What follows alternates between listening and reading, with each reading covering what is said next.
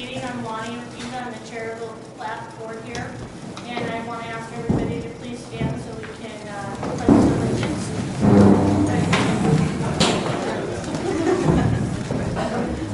So, I pledge allegiance to the flag of the United States of America and to the republic for which it stands, one nation, under God, indivisible, with liberty and justice for all.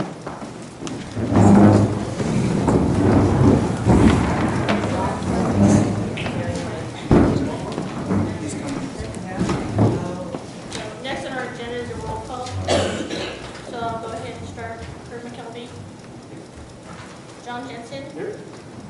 Danny Primus. Here. Kevin Wasik. Here. And Lonnie Ortiz are present. So, next I'd like to ask for the approval of the May minutes, 2019. Can you read them? If we didn't receive them.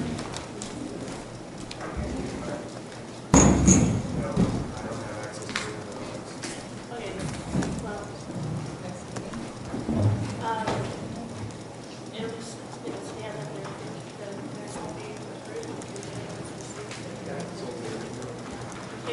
Table the approval of May minutes to the next month's meeting. I'd like to approval of the special council CPUC meeting minutes. And so that would be, you did the subcommittee on that at the church? Actually, no. Can't approve those minutes. Okay, so. Can we speak up, please? I said, no, we don't have those minutes prepared yet. Okay, so you can't even read them here for us? No. Okay, so I'll table that as well for the next month's meeting. Noted that the special council CPUC meeting minutes are prepared. Approval of the bylaws subcommittee meeting minutes. Please.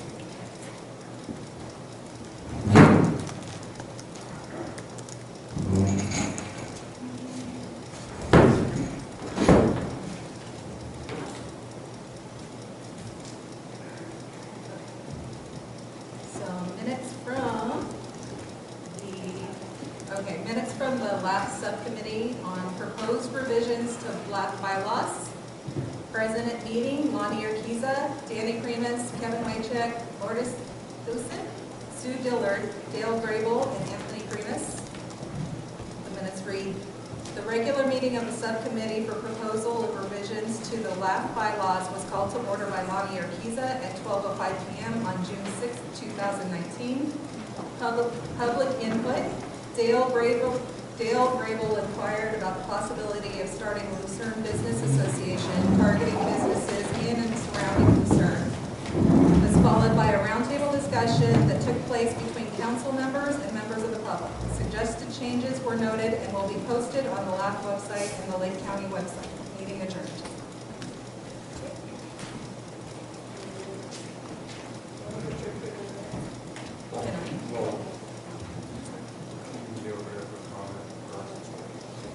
Do we have any public comment?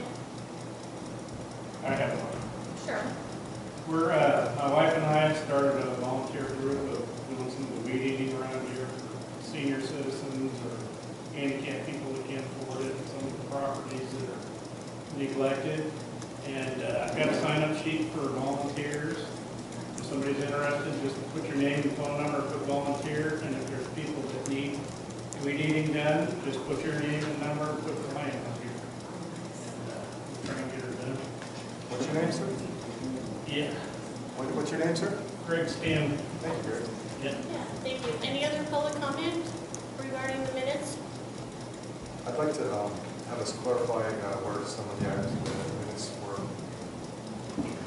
where they came from. I'd like to understand how the decisions were made at that meeting. There's some very contentious items or controversial items proposed, and it would be good to know who made the proposals and what the rationale was. Can you specifically identify Absolutely. actually the ones you're asking about? The proposed minutes that came out of the subcommittee substantially changed the formation of this town hall. They removed the residency requirement and placed it as substitute that with stakeholder, which opens up the town hall to outside control or corporate control or anybody who doesn't live here. They also allow for family members to participate on the town hall, which is previously excluded in the bylaws. So the concerns are that we may be going down a path we don't want to go down if we open the doors to outside control of our town hall. So can we find out who made this? So, I'm sorry. We had a lengthy discussion about that very wording, the stakeholder, because there are people in this community that may be renters, but they live here. That makes them a stakeholder. There are people such as myself who own property here, but I don't reside here. But I'm very interested in what's going on in the community, and I've been at every meeting. That's why we chose the word stakeholder, because of those people. Right, but the potential for outside control has been open, and renters are residents, so they're not a problem, and nothing excludes you from participating in these meetings. You just don't like the word stakeholder? Well, no, I don't like the philosophical change. I'm concerned about the philosophical change that allows outside influence to control the policy of the residents. I think what you're saying is outside influence bothers you, but yet the outside influence are not only stakeholders, they have a vested interest in the community. They're welcome to be here. No, not welcome, they have a vested interest. Absolutely. I think that's what. That's where I think, you know, that's the transition. People have as much interest in this community, and even maybe more than a renter. I'm not disputing that, that's a whole different meeting. If I could just interject, I think the concern has more to do with, like, say, a big company, like for example, like Monsanto or somebody, like that, purchasing property and then being a shareholder or a stakeholder, and then being able to have someone placed on the account, hypothetically, like that's. It's a little far-fetched. I'm saying that is far-fetched, but it's a clear example, and that's what it was used for. I think Anita's going to be explaining some of that when she goes over not only the training, but when she covers some of the bylaws with some of your concerns. Right. She had just mentioned something with it right now, so she showed me some documentation that shows why that it's confusing. So, if we and I understand that example is it's not happening, obviously, but I just wanted to be clear as to, like, And I'm going to bring it back to order that this is an approval for the minutes. We are not discussing the bylaws that are drafted or the proposal. So can I please get a move on I'd the just like to have the names of the names. It was a roundtable discussion. These were all made collaboratively. I'll take it back to this is an approval of these subcommittee minutes. So do I get my first and second? I approve first. I'll second. All in favor? Aye. All opposed? Please note that. Thank you. So we will discuss it at length. It is an agenda item, so I don't want you to think that you guys are being shut down. That's not the case at all. So I just want to move forward on the agenda. So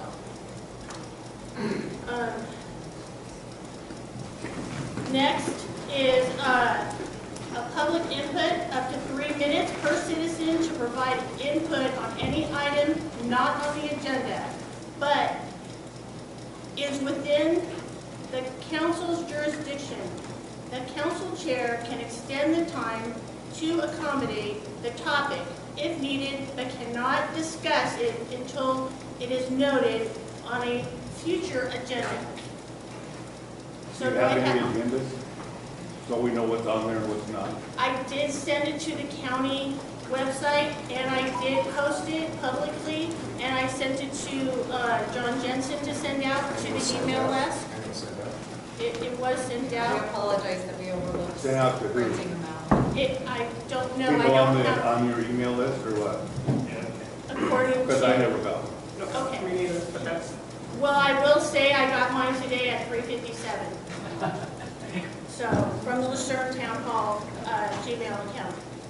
So, but I will go ahead and read the agenda if you'd like, sir, so that you know and everybody knows now. And so I'll just read this quickly. 1, presentation and training given by the County Council Anita Grant on the Brown Act. Number 2, discussion consideration on email concerns received by Lucerne residents regarding the Lucerne Advisory Council, Kurt McKelvey and John Jensen. Number 3, consideration on the drafted revised bylaws. Number 4, discussion and consideration of the Alpine Festival. Number 5, update on Resolution A0001.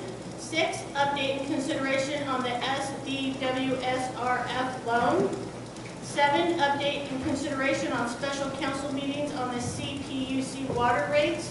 Number 8, discussion and consideration public notice board to be built at the Lucerne Harbor. Number 9, discussion and consideration of future agenda items. So, any other public input? Go ahead. Hi, I'm Joanne Sacato with the Lake Family Resource Center's California Hope Project. So we're a short-term project that came into the community after the Mendocino Complex fire to help survivors find their way, understand their reactions, get educated about phases of disaster, and get resource navigation assistance. We have some handouts on your table. One is a brochure of our project. The reason I'm here tonight, we've already been to one of these events many months ago, but our project's going to be phasing down at the end of August. So we wanted to update some information and some contact information for us, and just to let you know that we are still here for another month and a half, and if you need our services or you know somebody that needs our services, they're free, they're confidential, and if you want us to come do an education presentation, we can do that as well. So please feel free to the literature on your table. I'll be here till the end of the event this evening if you want to talk further or have any questions. Thank you. Any further input? So I have a concern about the email communications that aren't making it around to the town people. And the fact it seems like once we've moved over to this Google site, no one seems to be able to get access to it. No one seems to be able to find documentation. Would the council, lady chairperson, would you be willing to reconsider moving all of the information, meeting minutes, agendas, back to the Lake County site where it should reside? This Google site has not worked out. From what I've talked to people in the community, no one seems to be happy. They're being sent to the county's not posting. Okay, so could we have it moved back to the county? Would that be, I mean, is that something we could bring to a discussion at another meeting or this meeting? Or? Well, I'll put it on the agenda item for next month, but I'll make the clarification now since I became the chair. I am personally sending that agenda to the Board of Supervisors and also to Carolyn Purdy, who has been posting it on the board and on the website.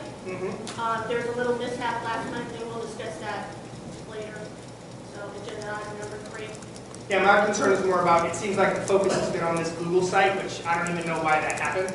But if we have a Lake County site, I don't know why we can't have. There was a problem for a while, I remember last month, or not last month, beginning of the year, where some of it wasn't getting posted for whatever reason. So I think that's when John became the record keeper, and so we had the site. And it helped for that time being. So I don't know, I think we just need to get on the same page with it. That's all it really needs to happen. So. And maybe the email need to be, that can be discussed in the bylaws, because that was brought up. I think too that there was a lady who had the list, and she was sending those emails out, so it was kind of a different person. Virginia at one time used to be the main person that did that, so I think we just need to establish that again and get on the right track with it. So. Thank you. Any other group? I have a letter from Betsy Kahn to the Lucerne Area Town Hall. If you don't know Betsy Kahn is the Administrative Services Coordinator for Lucerne Alpine Senior Center, where we're sitting right now. Her subject was community-based disaster preparedness. Dear Lucerne Area Town Hall Board of Directors, neighbors, and friends, the The Lucerne Area Senior Center created our community-based disaster preparedness program over 2 years ago, focusing on the needs of homebound, multiply disabled older adults who are participants in the Elder Nutrition Program Home Delivered Meals on Wheels program. Every homebound disabled individual who is enrolled in the Meals on Wheels program is visited initially during the enrollment process that follows contact with the food service provider, Lakeport Senior Activity Center, and recontacted at 90-day intervals thereafter to determine their risks for nutrition deficits and other health-related needs. In 2017, our volunteer services provider added a risk assessment tool to identify the needs for assistance prior to, during, and after disaster events. Whenever possible, we take whatever steps we can to provide tools and assistance for these individuals and have on-site knowledge of their vulnerability issues. The Lucerne Area Senior Center is prepared to provide on-site information and assistance to older adults and their caregivers, as well as their community-based service providers during all kinds of disasters, but is not equipped to operate a cooling center during PG&E's public service power shutdowns. For that reason, we have created a new facility improvement project to seek funding to install and operate a permanent power generation system at our principal facility right here. As we continue to develop our own capacities to serve this community, following the 2018 Ranch Fire Local Assistance Center operations in our facility and on our grounds, we have expanded our engagement with all levels of local and regional critical emergency responders, essential service providers, and quasi-governmental organizations served by the North Shore Fire Protection District and Lake County Board of Supervisors District 3. We encourage everyone to participate in our opportunities to strengthen our own resiliency and to prepare to assist those who have greater needs during disasters. If you would like to learn more about our programs and projects addressing this new stressor added to the already complicated lives of friends and neighbors in Blue Lake, Saratoga Springs, Scotts Valley, Witter Springs, Bachelor Valley, Upper Lake, Nice, and Lucerne, please contact any of the members of our board of directors. She lists the phone number and hours of operation.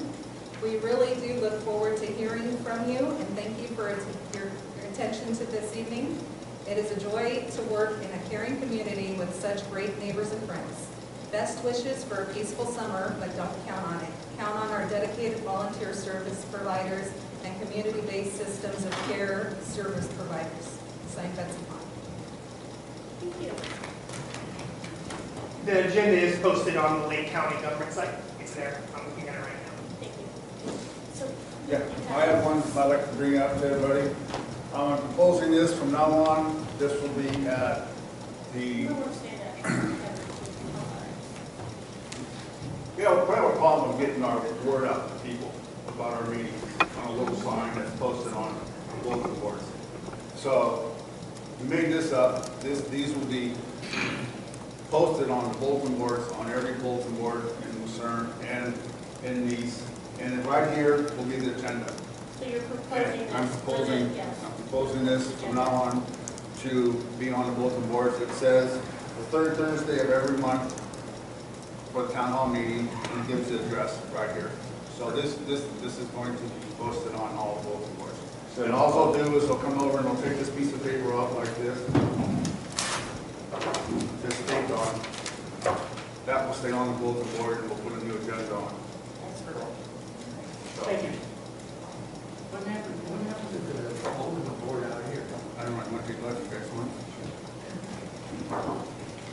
Okay, well noted. I'll put both of those items on next month's agenda. Any input from the council? Thank you. Okay, thank you. Yes, that's great, thank you. It'll make it easier and less use of it. So, okay, the next, I'd like to welcome Anita Grant, and I want to thank you very much for coming out today. I know you work today as well, so she's going to do a presentation and a little bit of training on the Brown app. Hi, everybody. I don't want to disrespect the body, so I'm going to come and stand over here. I was promised if I'm on film, it's 10 years younger, 10 pounds lighter. So if it doesn't work out that way, I don't know what I can do about it, probably nothing. I wanted to begin today by giving some context for you for the Brown Act. And the Brown Act requirements are different, for example, for the Board of Supervisors than they are for an advisory group such as this. This group was formed as what is under state law known as a Municipal Advisory Council under 31010 of the Government Code, which states the Board of Supervisors of any county may by resolution establish and provide funds for the operation of a Municipal Advisory Council for any unincorporated area in the county to advise the board on such matters that relate to that area as may be designated by the board concerning services which are or may be provided to the area by a county or other local government agencies, including but not limited to advice on matters of public health, safety, welfare, public works, and planning. It goes on, but that is the gist of it. This is an advisory body. They make recommendations, they offer opinions, they review information, and they offer then the conclusions that are generated by their review. So the Brown Act is a tad bit simpler here. Now, I would also, because this has come up, the resolution that initially established this municipal advisory provided the following, and I'm just bringing it up now because I heard it raised earlier, but it's germane to my presentation. That this committee shall consist of a governing board of 5 members, each of whom is a registered voter in the county of Lake, each of whom resides within the boundaries of the Lucerne advisory map. Membership shall be invited by the District 3 supervisor to serve, and applications approved by the Board of Supervisors. So, as you're adjusting your bylaws, they still have to be in concert with what the Board of Supervisors did by resolution, because the board is the creating body. The board can create, the board can dissolve. Okay? So the point of this is that while you're very important, you don't have autonomy. But it does, as I said, make it much easier for you with regard to the Brown Act, because you have no reason for closed session. You have no standing for legal counsel. You don't have employees, so you don't have personnel issues. You don't have the authority to buy or sell property. So none of those types of closed session situations come to you at all. I can't envision a situation where you'd ever go into closed session. So your activity will all take place in front of the public at large. Now I do have, and I will make it available to anyone who wants it, but I do have top 10 things to know about the Brown Act. And I do have some sheets here if anybody wants one. It's just a very basic rundown of what the Brown Act requires. And at its heart, the Brown Act is very simple. The Brown Act believes and perpetuates the notion that the public's business is just that, the public's business. You pay for it, you get to know what's happening. As I said, the closed session exceptions are those things that you can know about, but not right then. For example, if you're going to negotiate a property purchase, you can't say that in open session because then the person you're buying it from is going to know your best offer. Same with litigation. If you have a strategy for a defense or if you're initiating litigation, you don't want the other side to know that. Again, none of those circumstances apply to this type of advisory board, but closed session exists not to keep things from you, but to keep things from you for a while. But no action in anything, whether it's closed session or open, can take place other than in front of the public. The Brown Act itself, from 1966,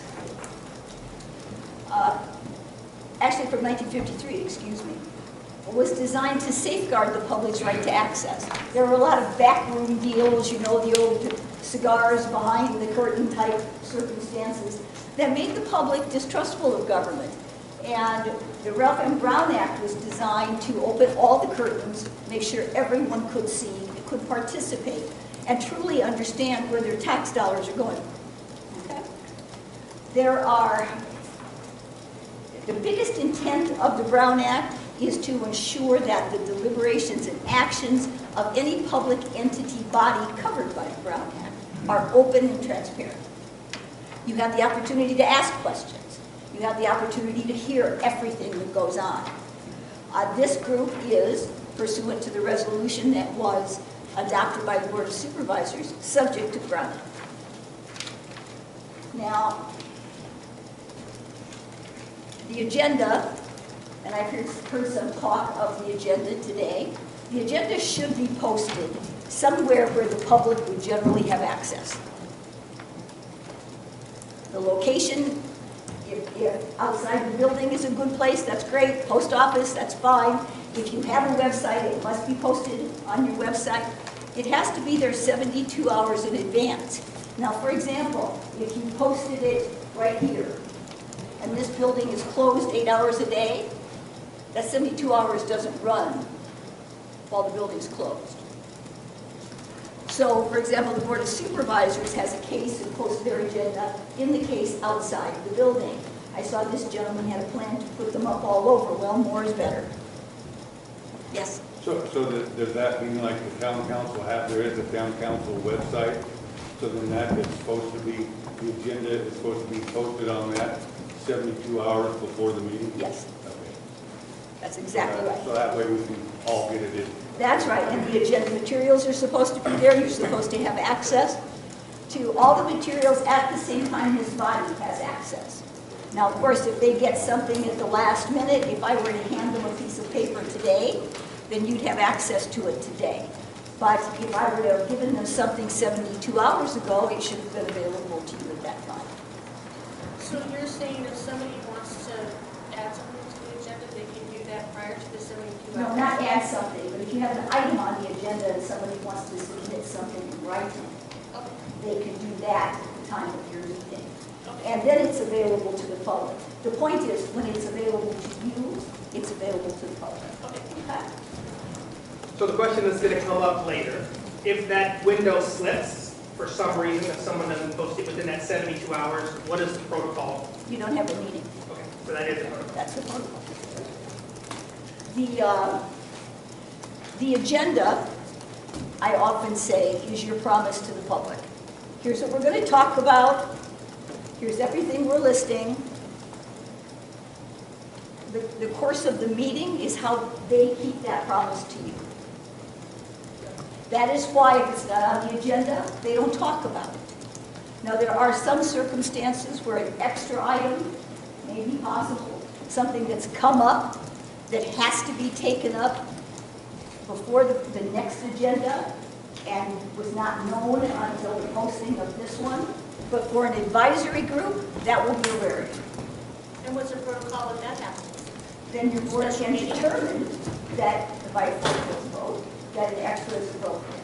But again, for an advisory body, that would be a very rare circumstance because you don't have deadlines in terms of, you don't have contracts you have to have signed. You don't have any of those things because you're advisory in nature. Okay, thank you. And you could always, if you had an issue like that, set a special meeting, which is a 24-hour advance notice. Okay? So you have the agenda. The agenda should have a description of the item, usually 20 words or less. I'm trying not to walk in front of you, but I'm a lawyer, so I'm a pacer. The important part of the agenda is to tell you what it is. You should know as you're sitting there having your morning coffee, was this worth my time to show up? I mean, heavens, you know it's hot as blazes in here, so if you want to come sit, if it's not an item that you want to have taken up, but that's also why this body can't surprise you. They can't say they're talking about widgets and then talk about gear shifts. Okay? So that is, again, the way they keep their promise to you. This is what's on the agenda. This is what we can talk about. That's also why sometimes members of the public who might get up to comment on an item might be stopped by the board because They've got an item for widgets on. You want to talk about the next manned spaceship to Mars. Not relevant, okay? So you do have to keep it relevant because you also have a part in making sure that the promise is kept to the public. Here's what we're talking about, okay? Now, a meeting is any congregation of a majority of these members at any time where they are together to hear, discuss, or deliberate on an item within the subject matter jurisdiction of their body.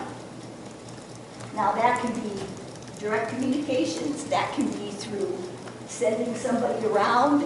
Say, for example, one of them said, Anita, go tell the other member that I said this. And then that member says, go tell the other member I said this. And I get to the third one and say, well, two of them say this. Well, I'd be in a lot of trouble if I did any of that, but it would also lead them into a Brown Act violation. Public can't commit a Brown Act violation, not a private party, but public officials can. And so those types of serial communications, one of the deadliest methods of communication is email.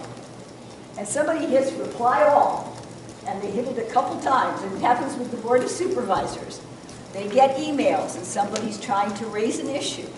The board will not respond to those because if one does, maybe two do, maybe three do, and now the board is looking at a serious problem.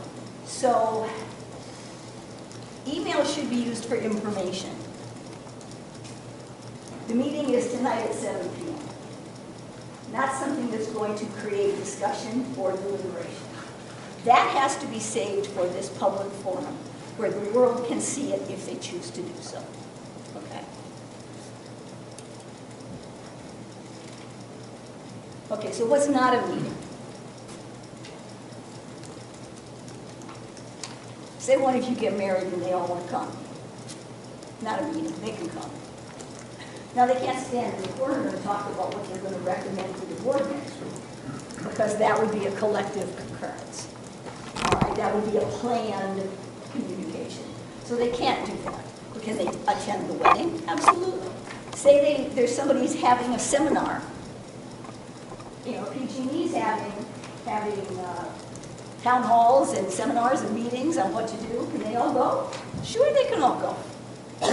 Again, they cannot sit together and develop a collective concurrence on anything that comes before them to make a recommendation on. But they don't lose their rights as residents of the United States. They can still attend functions. That they can do. I will tell you, though, that a few years ago, there was a county in Southern California. No surprise, Southern California, right? But the board members would get together for lunch every Monday before their Tuesday board meeting. And they'd actually have their county administrative officer and their attorney go with them. Now, when the public saw that, what do you think they thought? They're discussing the meeting and getting all their ducks in a row before Tuesday. Now, the people swore they were talking about PTAs and volleyball tournaments and this type of everyday thing we all talk about. And I have no doubt. But what they did was they made the public distrustful. And this body also has a responsibility not to do that. Okay? So when we talk about collective concurrence, that can be a debate because you learn what everyone's thinking in the course of an argument, for example. That can be, let me just see if I understand you. Lawyers use that all the time. When I put people on the stand, I'll say, let me see if I've just got this straight. Then I try to lead you the wrong way. I'm a lawyer. What do you think? You can, and of course, a substantive conversation about an issue. You cannot have a majority of the board, in other words, 3 of them, cannot have a collective concurrence. That is a meeting. And if it doesn't take place in front of all of you, that's a violation of the Brown Act. Okay. Now, I mentioned the 72 hours for the regular agenda. The special meetings generally can be called by the chair or a majority of the members. Has to be 24 hours notice before the meeting, so it has to be posted in 24 hours. You have to notify any newspapers that request it. And you can only talk about what's on the agenda. So if it's a special meeting to talk about widgets, that's all you can talk about, is widgets. Because it's outside the normal meeting course and scope. It's a special meeting, okay? Where can a meeting be held? Generally within the bounds of the territory over which the body has jurisdiction. There are circumstances where bodies can have meetings in other places. That's really not applicable to you. But, for example, if the entire body was going to testify in front of another public body, it is possible they might have to convene. That would be, you'd have to call me on that because it'd be special circumstances.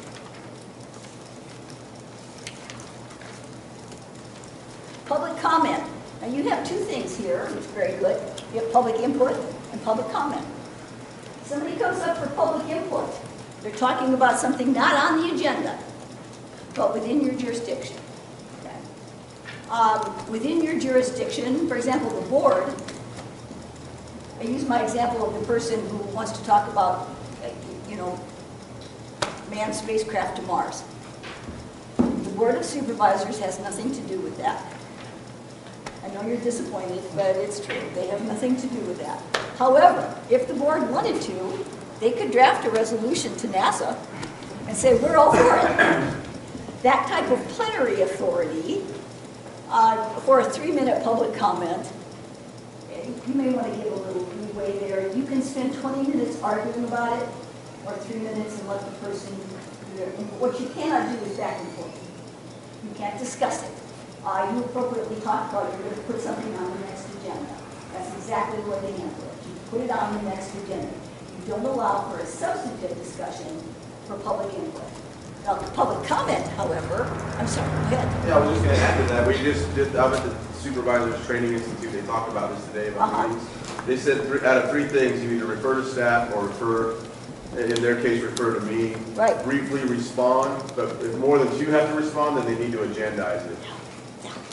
And it gets very difficult if it's, when's the next holiday parade? You look in response to that. But if it's, why aren't you taking up the issue of widgets? That's substantive, and there's no response that you can really give that would be inappropriate public input. Now, public comment, any item on the agenda. What if it's not an action item? What if they're just going to discuss widgets, but they're not going to make any recommendation? You still get to comment on that if there's no action taken? You bet. If it's on the agenda, you comment on it. Anything on the agenda. If they had closed session, you could comment on that before they go into closed session. So all of this is your meeting. They're running it, but it is absolutely your meeting. Okay? Now,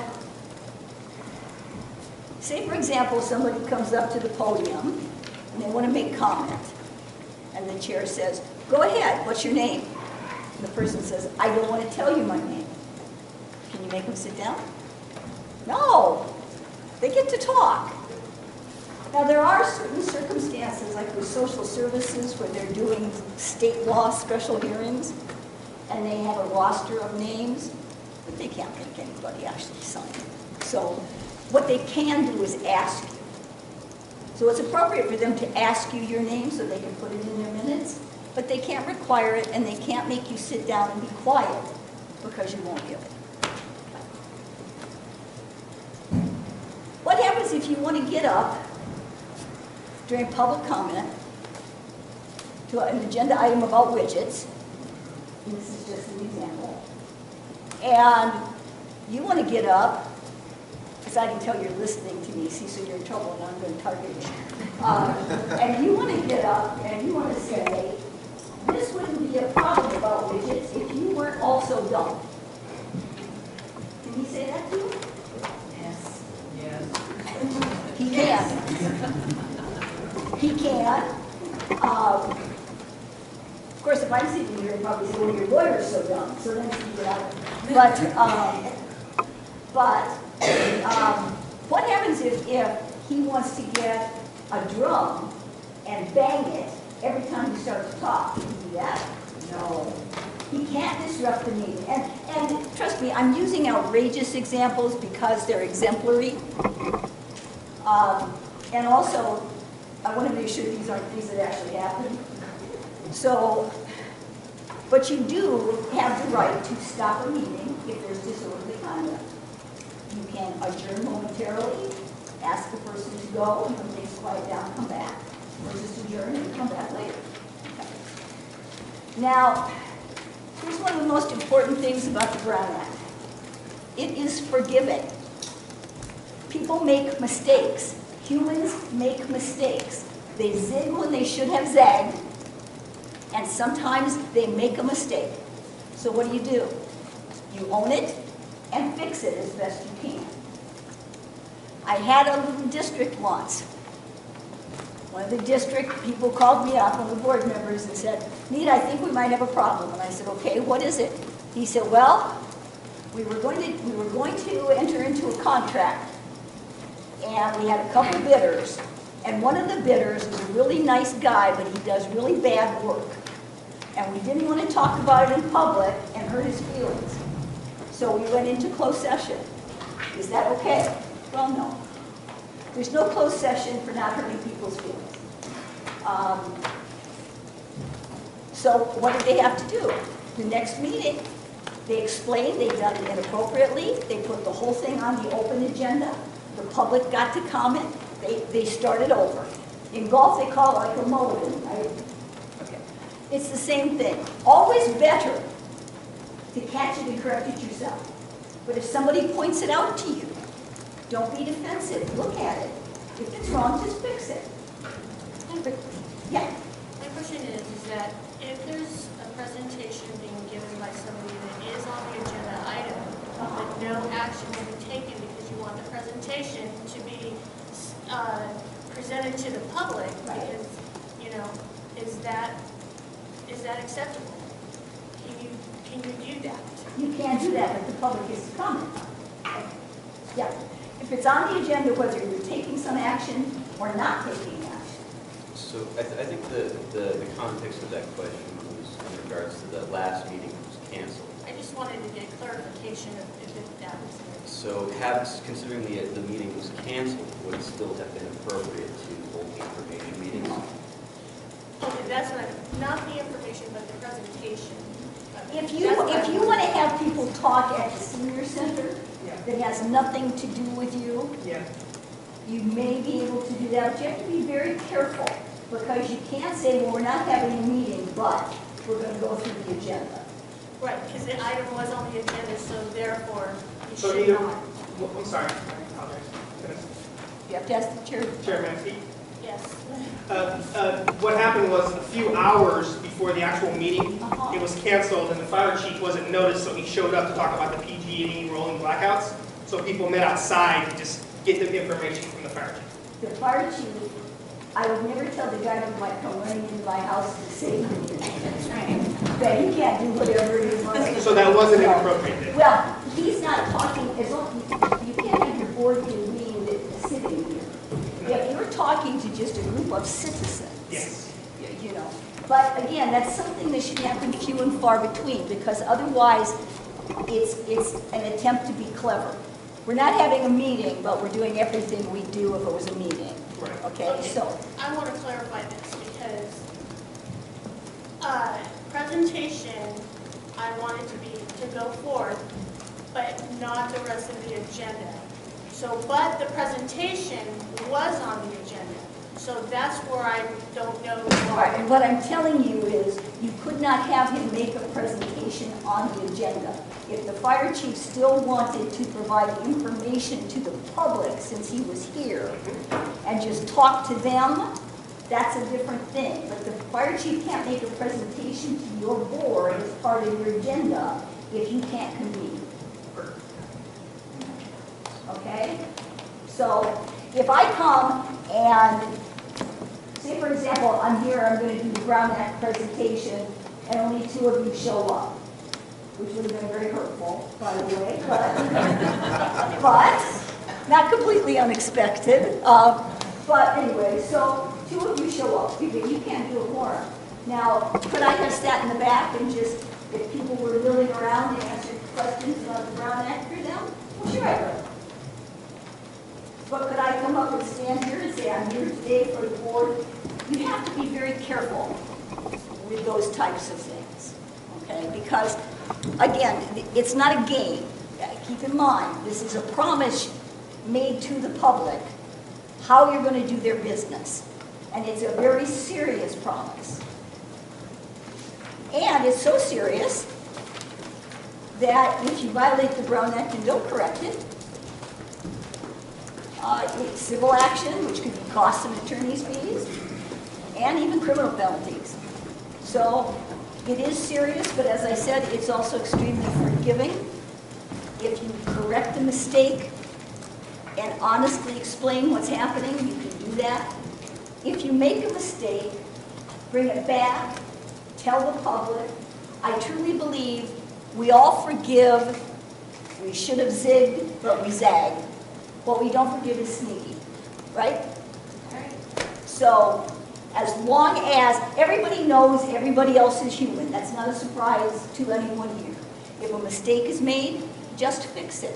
And also keep in mind the point that you're here for, which is to provide advice to the supervisor and to the Board of Supervisors on matters of concern within your geographical district. That's what you're here for. And I find that generally, if the body and the public keep in mind the goal line, it's a lot easier to adhere to the requirements of the Brown Act. It's a lot easier to get along. And it's a lot easier to make sure that the public gets a bang for its buck. Okay? That's all, unless you want me to stand here some more while you swelter. Thank you, Anita.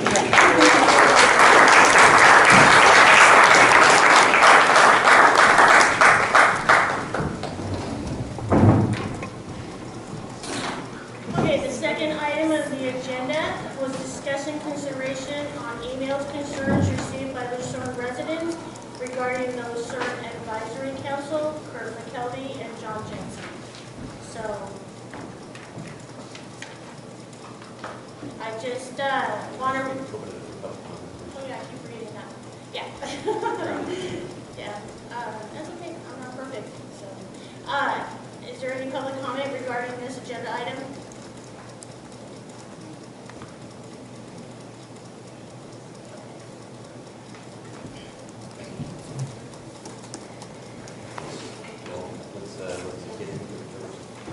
So,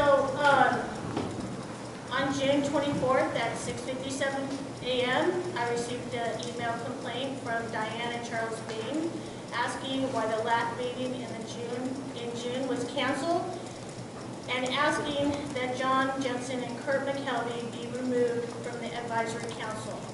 That's just a synopsis, a very small synopsis of their entire email. On June 24th, I forwarded this information to the council and to the board of supervisors. On June 24th at 9:53 p.m., I received an email concern from Craig Bach regarding his concern on the loan forgiveness and to pursue this action with Cal Water. His concern was that some of the LAF council members were not interested in doing that. He felt that several members were not interested and it was a waste of their time. On the 24th at 6:57, I forwarded Mr. Bach's concerns and responded to him by letting him know I forwarded his email to the entire council to let them know and to the board of supervisors. He responded back to me on the same day, the 24th at 7:05 a.m. stating, Mr. Jensen's responding to violations of the Brown Act was confusing. So my response back to him on the same day at 9:01 p.m., I responded, clearing up a misunderstanding about John's email. John Jensen responded to Mr. Bach's email was not appropriate for this Lucerne. He was responding to Mr. Bain's email regarding the meeting in June. Upon further conversations I had through email with Mr. Bach, he felt that the secretary has not put out an agenda in a timely manner. My response back to him at 7:21 a.m. was that I responded to the agenda issues stating it will not happen again. On the 24th at 2 p.m. I received an email from Anthony Primus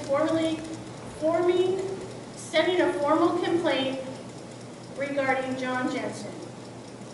I forwarded this information to the council members and to Mr. Jensen. On June 24th at 6:11 p.m., John Jensen responded to Mr. Primus's formal complaint, stating that it is baseless complaint and due to the Brown Act violations, which were explained to the Town Hall Council and corroborated by the County Council. On June 24th, Kurt McKelvey responded to these complaints as well, to these email complaints, stating that I said, meaning the chair, go ahead and cancel the meeting and contact the senior center. So in a nutshell, that was a brief synopsis of the emails that were going around. And I will just let everybody here that was part of it speak their mind now. And I'll wrap it up after that. Should I say it? Sure. Okay. So I had to write this because I forget everything I'm going to say if I don't. Okay, sorry. Okay. So this is the issue from my eyes. I was notified by Kurt that our meeting was canceled at 2:14 p.m. Thursday, June 20th, less than 5 hours before our town hall meeting was scheduled to start. When I mentioned that the fire chief was coming out to speak about the PG&E blackouts, Kurt told me that the situation was unfortunate, but we would have to reschedule. He told me that our agenda had not been posted 72 hours in advance, causing a Brown Act violation. I understood what he was saying, but I feel that if the Brown Act were truly the issue, it would have been brought up when the agenda was posted Tuesday, June 18th around noon. Nothing was said Tuesday night, all of Wednesday, or Thursday morning. The call came Thursday afternoon. It feels politically motivated. Ever since we elected officers, Kurt and John, you have been largely non-participatory in subcommittee meetings and even in your own assigned duties. Lonnie became chair instead of Kurt, and ever since that happened, it seems like the two of you are lying in wait, waiting for a mistake to happen so you can jump in and call it out. If you're still upset about Kurt not being elected to chair, you should get over it. Stunts like this are damaging to all of us on the board, not to mention the people of Lucerne. My suggestion is that if you want to be elected to a higher position in the future, prove yourself to the community. Prove through your actions that you're on their side. They're the ones that count. The 5 of us working together have a varied skill set. We should make an amazing team.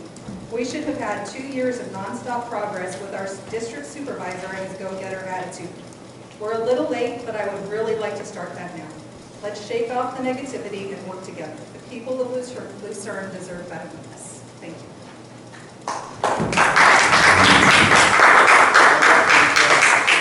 I'd like to say on what she's saying, it was posted at the courthouse.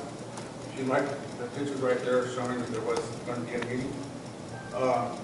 During that time, I've been new on the board, and I really worked hard to go out and talk to different businesses of Lucerne to come, and we have 2 new businesses coming in that are going to be restaurants that we're going to come that night and present their business to the town of Lucerne about their business because they want to live here and they like Lucerne. And what you 2 guys did to me was totally wrong. You went over my head, you went over the chair's head, you went over hers head, and you made a decision. And I didn't even know about it until 4:30 in the afternoon. After I came back, talking to people that were going to come to the meeting, and then I get a phone call that you guys canceled the meeting. Well, I'll let the council finish and then. I think there's a misunderstanding here. Neither Kurt nor I canceled that meeting, Lonnie did. I carried out the notification process. Speak up, please. Neither Kurt nor I canceled the meeting. I simply carried out the notification process. That's it. I didn't do anything but ask that a notice be posted on this door and send out an email.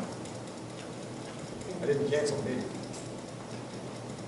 You notified the newspaper. Actually, that's not true either. What I did, I was having a conversation with a writer who said that she would rather cover something. Is Mary here? No. So I was having a conversation with a journalist who said she was going to be covering this meeting, but she'd rather be covering something else. And because we're friends, after the meeting was canceled by Lonnie, I went ahead and did her the courtesy of saying, hey, the meeting got canceled. But Lonnie didn't cancel the meeting. You guys canceled the meeting. No, Lonnie canceled the meeting, and Kurt asked me to carry out her wishes. No, I'll she have my didn't. time No, to she speak. didn't. I'll have my time to speak, so let's finish up with the council first, Sure. please. So, So, all right, so I'll just backtrack to before the meeting. So it was about a week prior, and just for some context, my father passed away a couple months ago. It's been pretty distressing for me. It's been very debilitating lately. Even, things that I used to be comfortable with doing have been a little bit overwhelming. And as a result, about a week prior to that meeting, I reached out to Lonnie through email and asked her if she would mind taking care of the agenda. She said she would do that. Then it came the day of the agenda supposed to be posting the agenda. That was Monday. Supposed to be posted at 7 o'clock p.m.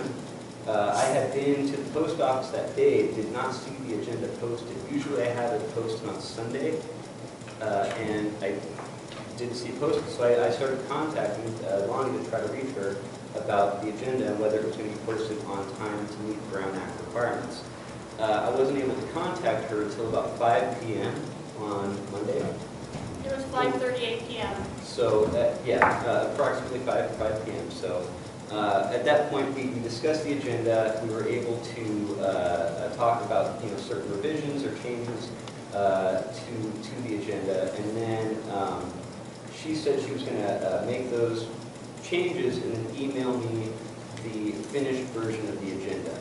So she did that, but I did not receive that finished version of the agenda until about 7:38 p.m. So that's about 38 minutes after Brown Act requirement.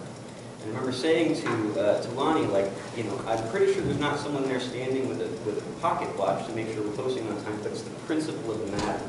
We know it's not there on time.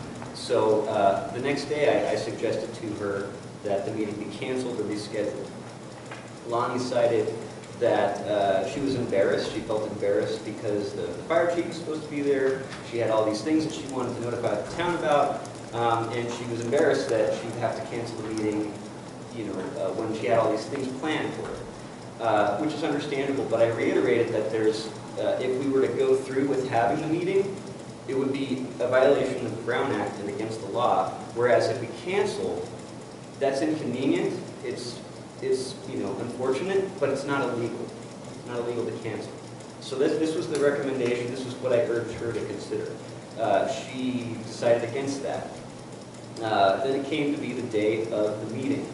I was kind of freaking out because I knew that here we are, there's this meeting, the agenda wasn't posted properly. If I were to show up, that's kind of hinky. Would you not agree, Anita? That's, that could, if the agenda's not posted and you, in time, and you show up and run the meeting anyway, that would be a violation of the Brown Act, correct? Yeah, the 72-hour window. Right. I do, and I'm not trying to intrude in your meeting, but when you get all done, I do have some suggestions to keep this from ever happening again. Thank you. So came Thursday, and it was a couple hours before the meeting, and I had spoken to Lonnie, and I was urging her, again, the day of, to reconsider canceling or rescheduling the meeting in regards to those Brown Act concerns. To which she finally said, go ahead and cancel the meeting and have it posted at the senior center, have a sign be posted, which I then had that done. Cancel the meeting, had a sign posted. Later on, I was contacted by EJ, who said that he believed that the agenda was posted in time, and this is my recollection, and that it would have been okay to have a meeting. And so he said, you guys should go ahead and go through with it. So then at this point, Lonnie uncanceled the meeting. And this is where it got, a little bit unclear because I think at that point, because of the Brown Act concerns, they decided to just do the presentation from the fire chief and not discuss anything else. Is that right? So I'll make my comment. So basically, that was, the way it unfolded. It wasn't simply the day of, I just decided to cancel the meeting. And it was through multiple discussions and through a lot of talking back and forth. If I had felt that I could just cancel a meeting without talking to anybody about it, why would I have bothered calling Lonnie and trying to convince her to cancel the meeting? I mean, it's essentially the law prescribes that if the agenda isn't posted in time, you cancel or reschedule, and so that's what I was advocating for. So I essentially wanted to make sure that we were compliant with the law and that everybody was properly informed of our meeting and had an opportunity to be there. And apologize for any inconvenience that might have caused, but that's how it unfolded, and I hope that gives some clarity and understanding to those plans. So I'll bring it back to the people that raised their hand. Did you want to speak first, Lonnie? No. Go ahead, Charles. My name is Charles Bean. I'm the first person that you wrote on there. And you gave a little short thing, but at the end is what I said was, if the rumors that I had heard were true, then that was why I felt that the two of them should be removed from the board. And the rumors I had heard were pretty much in line with what Danny and Kevin had said. And the part about the agenda being posted on time, as near as I could tell reading the bylaws and stuff, that it's somewhere between these two to get it posted right, whatever it is. I wasn't sure, I didn't know. So that being there, as far as the agenda went, it seemed, I tried to go to 2 separate subcommittee meetings. Both times I went there, it was, then there was a notice put up that it had been canceled and changed. The one was at 4:30 something, and the meeting was like at 6, which is, and so this agenda thing and setting the meetings and stuff, it was redundant to me, and this to me was like the last straw. It's something pretty simple to me. That agenda you have there, it's not like the Declaration of Independence. Pretty simple. I don't see why it couldn't be put up 6 days ahead of time and be done.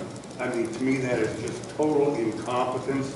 And after 2.5 years that you can't even get the agenda up to have a meeting, I think that's pretty incompetent. Thank you for your comment. Anthony? So I'm Anthony Primus. I also wrote a letter. I just want to state, so whether it was formal or informal, you did contact the newspaper and tell them not to come, which is fine, Brown Act violation and all that stuff. And Kurt, you are responsible for posting the agenda. I'm sorry about your personal problems, but you did not fulfill your responsibilities. So I know you want to pass it off on Lonnie and say it's Lonnie's fault because you asked her. But as the bylaws state, you're the person. Can I finish my 3 minutes? Yes, you may. Thank you very much. I didn't interrupt you while you were speaking. You are responsible for putting the agenda together, which you did not do. You acknowledge that. You didn't do it. You couldn't do it. You weren't able to do it. That's the reason why this whole domino of events occurred, because you could not complete your agenda. That's all I want to say. So, like I said, it was about a week prior to the meeting. I had emailed Lonnie and requested that she take care of the agenda, and she emailed me back in writing saying that she would. Now, I understand your grievance about the agenda, and usually that is my responsibility, and that's something that I've done without any hitch, like without any problem whatsoever up until this last month when I had not been taking care of it, when I had given that task to someone else. But I will also say this, and this is something that I said to Lonnie on Thursday. prior to the meeting being canceled. I said, look, you know, because she kept trying to like put blame onto me, and I'm like, I'm not concerned about whose fault it is. My concern is there was a mistake made, we correct the mistake. That's my concern. It's not, I don't care whose fault it is. You know, I'm not trying to pass blame or anything like that. And one of the things I said to Lonnie is, if you need someone to blame for this, I will take that blame. I have no problem with that. So, you know, if we need someone as a scapegoat to be at fault for the meeting being canceled, I will gladly sign up to be that scapegoat if that will help you all feel better so that we can move forward as a community. Yes. Are you going to get into the legal part of it? Because I haven't, I'm just going to get into the practical standpoint of being able to honor the Brown Act. What I can tell you is that hereby everything everyone is saying, that these meetings are very, very important. You want to have them, you rely upon them. So what this is also telling you is that maybe your system for getting the agenda put together, maybe you need to revise it a little bit, put in a fail-safe. This is, remember what I talked about before about zigging when you should have zagged? This is a zig or zag. These are volunteers who are working very hard for you. So they zig. Somebody zig. Who cares who zig? Fix it now going forward and put something into play so that this doesn't happen again. Have a check and balance. You're all very busy people. People understand things. I think to go back and forth about whose fault it is just wastes everyone's time. Fix it going forward. But acknowledge how important these meetings are to everybody here, because I can tell how much they're relying on them. So that's the linchpin in your decision making. And post it somewhere and put it online. And you know, if you post it in advance and have to add to it, you can do an addendum as long as it's 72 hours. So you can post it early, the fellow who made this suggestion. And you're right, it's not the Declaration of Independence that's been done. So, you know, but it is an agenda, but it's also not a stone tablet. So you can make some adjustments to it. But from what I'm hearing from you in terms of the Brown Act, you're all trying very hard to honor the Brown Act. So your disagreement is there. The rest of it is just the mechanics of ensuring that you honor the state law that you're required to do. And I think you're all trying to do that. I think you're all trying to do that. Okay? Lonnie, before you say one more thing I'd like to tell everybody that was posted, like I said, at the courthouse. And it was also posted on June 13th. What was posted? That was and that was the town announcement that there was going to be a town hall meeting. So we did do what we were supposed to do by notifying you guys that there was going to be a meeting, and it was posted at the courthouse. So I just want to let you know that anybody would like to look at this, more pictures, if anybody would like to look. Go ahead, Lonnie. So I just want to address your concern about the agenda, and I'm in agreement with you that the agendas, and Mr. Bach also sent me an email about that. I'll agree with you. There seems to be a big issue with the agenda getting out prior to even myself becoming the chair. So to address Kurt, I did offer, he asked me to do the agenda. Prior to meetings, we worked together on it. At the very last minute, it did get posted within the 72 hours. But the hang-up happened was because I could not get the subcommittee name of the water and the minutes. So I did not know how to finish the agenda. And that's what I was waiting for. So it was unfortunate that I had to go to San Francisco on Monday. And by the time we got back, it was 5:38 when Kurt called me. And it was 2 minutes to 7 when I sent him the revised agenda. So I'll take responsibility for that, but had you called me back, because we had just spoken and said, I didn't get it, my printer went out, whatever the case, I would have printed it and ran down and posted it. But that did not happen. I was not notified until Tuesday, 17 hours later, at 11:38, where Kurt said, I couldn't get the agenda posted, I had a printer problem, and his phone died. So I did my due diligence. I realize now after the training that because the fire chief was on the agenda, that it was a violation of the Brown Act. My discussion with Kurt prior on that Thursday was, can we still hold the presentation for the fire chief if we do not come to the meeting as the last council and do not move on the agenda and cancel the agendaized meeting of that? But I realize now, because he was on the agenda, that was impossible, correct, Anita? You could not sit and invite him to attend your meeting to just speak. What could happen is he could come to the senior center and answer questions from the public. Okay. But he could not make a presentation to you. And the reason I'm being cautious about it is you can't be clever. You can't wink, wink. Right. We're not really doing the board meeting. And so that's You what. can't do it that way. Okay. But, you know, he was here, the Yeah, public might have questions. We didn't do a pledge, we didn't open the meeting. Excuse me. So that was my point, that he did come. I just introduced him, and I specifically said, I am here as a Lucerne resident to listen to his presentation about the PG&E Yes. and the property taxes, because I am a property owner and I want to know how much my taxes are going up. So I stood to the side as the rest of the other two council members. We did not even take action on anything. We did not discuss anything. So that's where the error was. I wanted the presentation to go forward, but that didn't happen, so I apologize. I will say, I'm glad for the training today. That's basically where the confusion was. The misunderstanding is that I just wanted the fire chief to come and make his presentation. So I did not introduce him in that manner. So I want to say that I look forward to working with the community to listen and advocate for the improvement of our town, to increase local tourism so that existing businesses can benefit, and also to attract new businesses.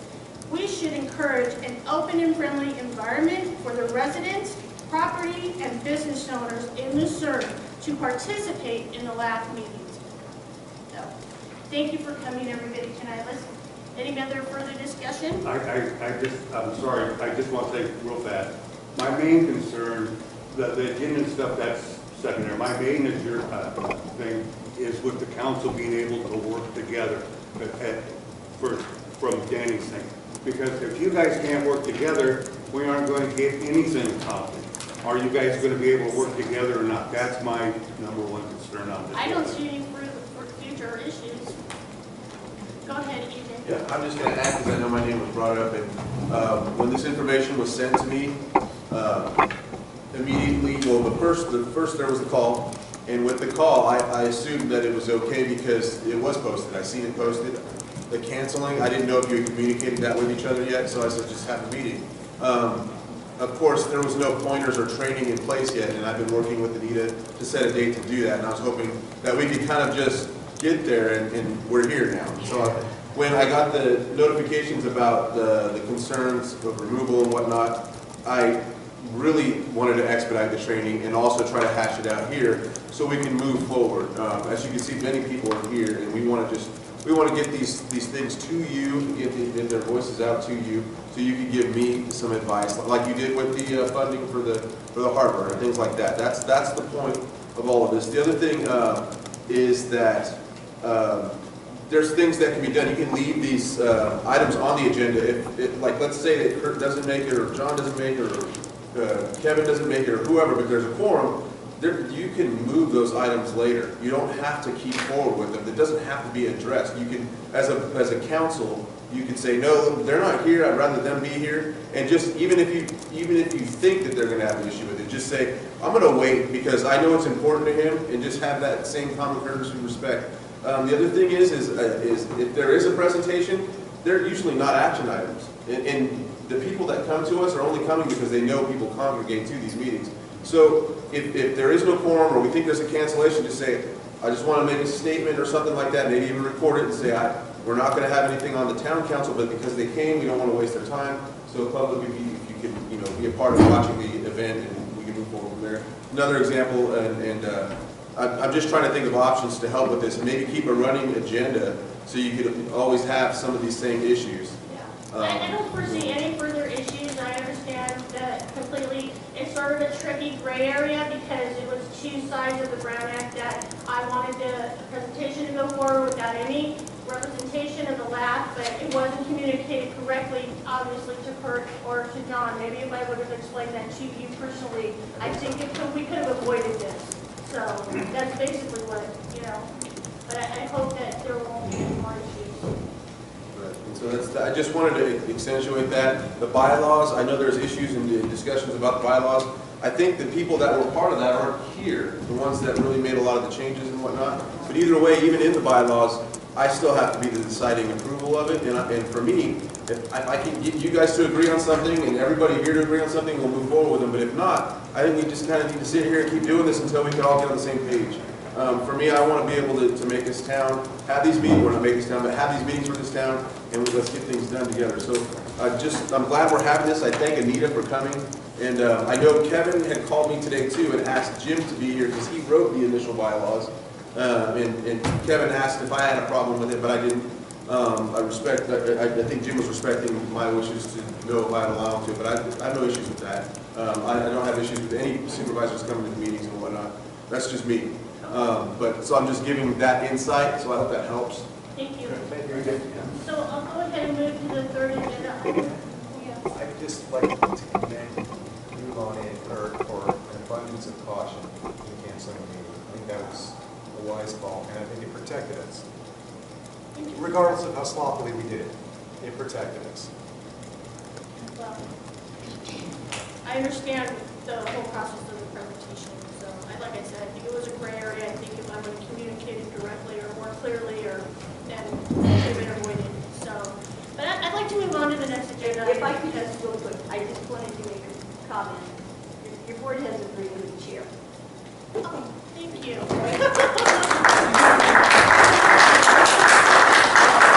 I want to just move on to the next agenda item because I know it's late and everybody does here, they work. So the third agenda item is update consideration on the drafted revised bylaws. So I'd like to take public input now on that. Public input of the bylaws. They were posted on the website and I've handed some out to people. Anybody have a public comment? So I was in that discussion. Anita, have a question. May I address Anita? It's a Brown Act legal question. Okay. So I guess it says that residents of the area, so does that not include local business owners? Because I think what the intent was, we were trying to allow people who own property in Lucerne, people who rent in Lucerne, and people who own small businesses in Lucerne to be a part. Well, and if I may respond, Madam Chair, It says reside. it does say reside. So what I would suggest as you're looking at your bylaw changes, if your body and it's approved by your supervisor agrees with these changes, then if it's incompatible with the resolution, then this resolution can be changed in that regard. Okay. All right? As long as it has a connection to the area. You can see from the government code section, there has to be some connection because the groups exist to talk about problems in the area. Correct. Okay. Okay, so you'll have to get to that point. Okay. Thank you. Anybody else have any public comment? Ken? Or I forgot your name. Christie, and no. No. Okay. Okay. Well, So, go ahead. I'm looking at the bylaws and I think that Anita said that the board of directors has to reside in there and that was part of the resolution. I'm not sure that the rest of the bylaws were dictated so clearly that the people that are in, that come to the town hall and are part of the meeting and everything have to reside here. But clearly, people that, like in my case, I live in Lake Borg and have for 45 years. I've had a business here for 45 years. And I have paid probably more taxes than anybody in here by miles and miles and miles. And I actually had an issue years ago with the fire department running roughshod over some issues. And I went in there because I'm a major property taxpayer and I was impacted by it. I have 3 lots. And I have a huge stake in this community. And so by keeping people out that are not residing here is a little ludicrous, and anybody can see that. Because I mean, we're a multi-million-dollar business, we're paying tons of sales tax, and over $350,000 in payroll, and we're impacting the whole area. So I think that it's prudent to use the term stakeholder, business owners, as part of this community, because after all, who can make the biggest impact? When you need a favor or you need to do something, you usually go to the businesses. Well, if everybody in town didn't live here, you wouldn't be able to go to anybody. Says, I can't do anything because I'm not on the committee.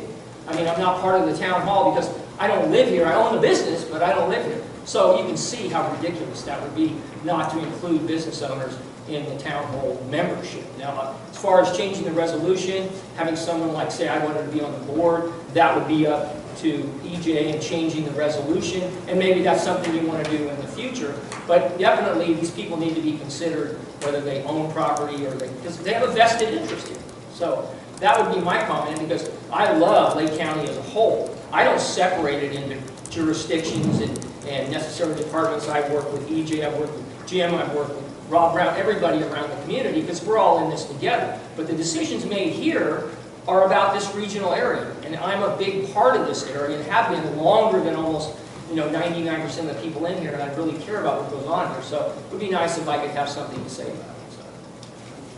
So. Madam Chair, just for further clarification, the people who come to this and participate by way of public comment and questions, etc., it can come from Poughkeepsie. It doesn't matter where they come from. The resolution of the Board of Supervisors established the 5-member governing board as people who reside in the area. So again, if you want to change your bylaws, you'll still have to petition the Board of Supervisors to change this document, because this is the creation document. Yes, and I think it states in the bylaws, we had to separate the members versus the advisory council. So part of the change of the bylaws is recognizing that members are now stakeholders, but council, advisory council members cannot, they have to live here. That is still stipulated in the bylaws. And the people that suggested that, yes? He said it's no issue as long as he can come to the meetings. He's not worried about being on the council. He's concerned that he would be on the members. Members. Yes, because it's my understanding from when I first started with this that you had to be reside in Lucerne, and this was a concern where people might be misunderstood, that to address the council about issues that are happening in Lucerne. Maybe I'm wrong? Jim, you want to explain what? Yeah, members of council is the same thing in bylaw. Right, that's why they wanted to separate that. Advisory council would be for the board. Members means council members in the bylaws. It doesn't mean members of this group out here. The public can be anybody out here. All this speaks to is the council, not the members of this group out here. It's just you folks. And it uses members in the same term that the legislature uses members of elected people. Okay, so to bring this to light, we might have to bring this back up with the subcommittee meeting. This is clarified, it's verbiage. Yeah, I think it needs to be clarified because it was a community that was part of the subcommittee. So, we allowed them to speak and it was confusing to them. I don't know if, that's why I'm asking people to talk about it, because I don't want that to be confusing to people. I want it to be clarified. Madam Chair, one of the things that, for example, in the city of Lakeport, we have a jurisdiction, but we have people that use the city. And we have a number of different departments, Parks and Recreation Department. And recently what we did was we realigned the committees so that they could be regionally located and not necessarily reside, because we weren't getting enough people to volunteer. So by virtue of the fact that you have to reside here, you may be disqualifying excellent candidates that would want to come on and serve on the board and have the financial wherewithal and the time to be on the board. So that's, I think, what we're talking about, is changing that characteristic of that, where you could be either a business owner or a stakeholder in the community by being a renter or, renting out and so forth. So that's just the danger of being too restrictive. You say, well, I'd love to sit on the board and be a member, but I can't because I don't live here. So that's just something the city of Lakeport, we expanded that so we could get more people in, and we found that we had a lot more people that want to sit on Westside Community Park that don't live in Lakeport, but they're in the region, they use the park. People that live somewhere else go there. So that's just a nice thing to be able to have that opportunity, and that's something to consider when you do the bylaws. I appreciate that input. I'll make the recommendation. Madam Chair, and as Kenny had said, that was what I think when we were in that subcommittee, that was people's response. That if Kenny had the time and wanted to sit on the board, he shouldn't be restricted because he doesn't physically live here, because he does business in this community for everyone. Everyone knows who he is. So it was, the stakeholders was intended to be business owners, residents, and landowners, and property owners. On the board. On the board. So you on the board. Okay. And can I suggest something too? Because I'm hearing this, and it seems as if the community wants to see other folks have the opportunity to serve as well. But when you come, because you talked about possibly having another bylaw session or something like that, right? Maybe talk about not having more than 2/3 or something if it's not conflicting, but allow so that other folks can serve, serve the council. Well, I'm just throwing suggestions. I'm not telling you what to do. I'm just giving you options. I deal with this when it comes to blood degree over at the tribe. So that's why I always try to throw out options. Well, I would like to, this was the first time that the bylaws were rewritten, and if I remember correctly, Jim said we could rewrite them how we wanted, and so we did. So this is the first draft, so I expect this is not going to get passed tonight. This is what I want. I want this public input. So we can go back to the subcommittee and, take your suggestions and your recommendations. Yes, Jim? Yeah, if I can make a recommendation, I can remember when we had, the dialogue with the community prior to forming the council. There was some pushback at that time about a non-resident, running the business of the town. Yeah. But the point of having a non-resident who has a stake in the community be on the council is one that never came up at that time, but if it had, it would have been accepted by language. So the language wasn't developed because it didn't come up. It's coming up now, and I think that you could put that through. But when I said that you could change the bylaws, I didn't mean that you could change the bylaws. You could rewrite it for proposals so they could. Yeah, that's what I meant. I'm sorry, I didn't use the correct verbiage, but of course, this is the whole purpose of having these open discussions. So, can I make a clarification on a different part of the bylaws that was also an area of concern? Yes. So I wanted to just bring up that we did propose to change no more, so section 3, appointments to the council. We propose to change no more than one family member may be elected or appointed to serve on the council. And we ask that that be changed to no more than one member of the same household be serve on the council. This is an issue that we already ran into with 2 applicants from before, and it seems like it's a problem with the discussion within households, and we have many generations old families here. If there were a cousin and another cousin who wanted to serve on the board in 2 different households, that's why that was brought up. It's not that we want family members within the same household. It's that if there are family members, they shouldn't be excluded if they want to apply to be on the board. So, just.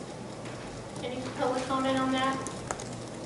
And if you decided to do something like that, another thing to add is maybe if it's not appointment, because it would be left to the board of supervisors to choose between the people that you have. Let's say you have 15 applications for 5 positions.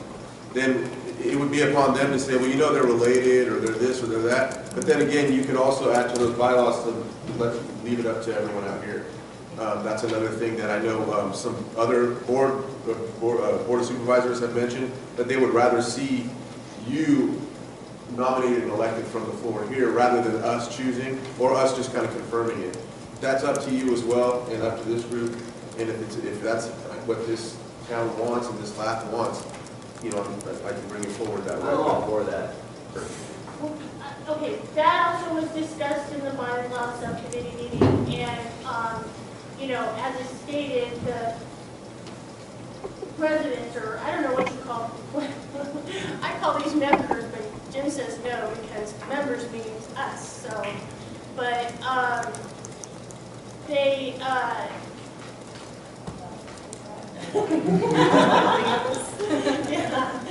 they didn't want to, they wanted to have the vote be with the advisory council of who is on here. That was a suggestion. We don't have to go with that. Like I said, this is open for discussion. But what they did suggest in changing was to have the applicants come and speak for 3 minutes on their qualifications, and by show of hands of the community, who they would want to see up here, and then the council take a vote and recommend that person to the board of supervisors. So that's how it's stated in the bylaws. That's what we may change. I don't know if that's too complicated, but Pretty simple. yeah. So we're including the community, but we're not giving the community the vote.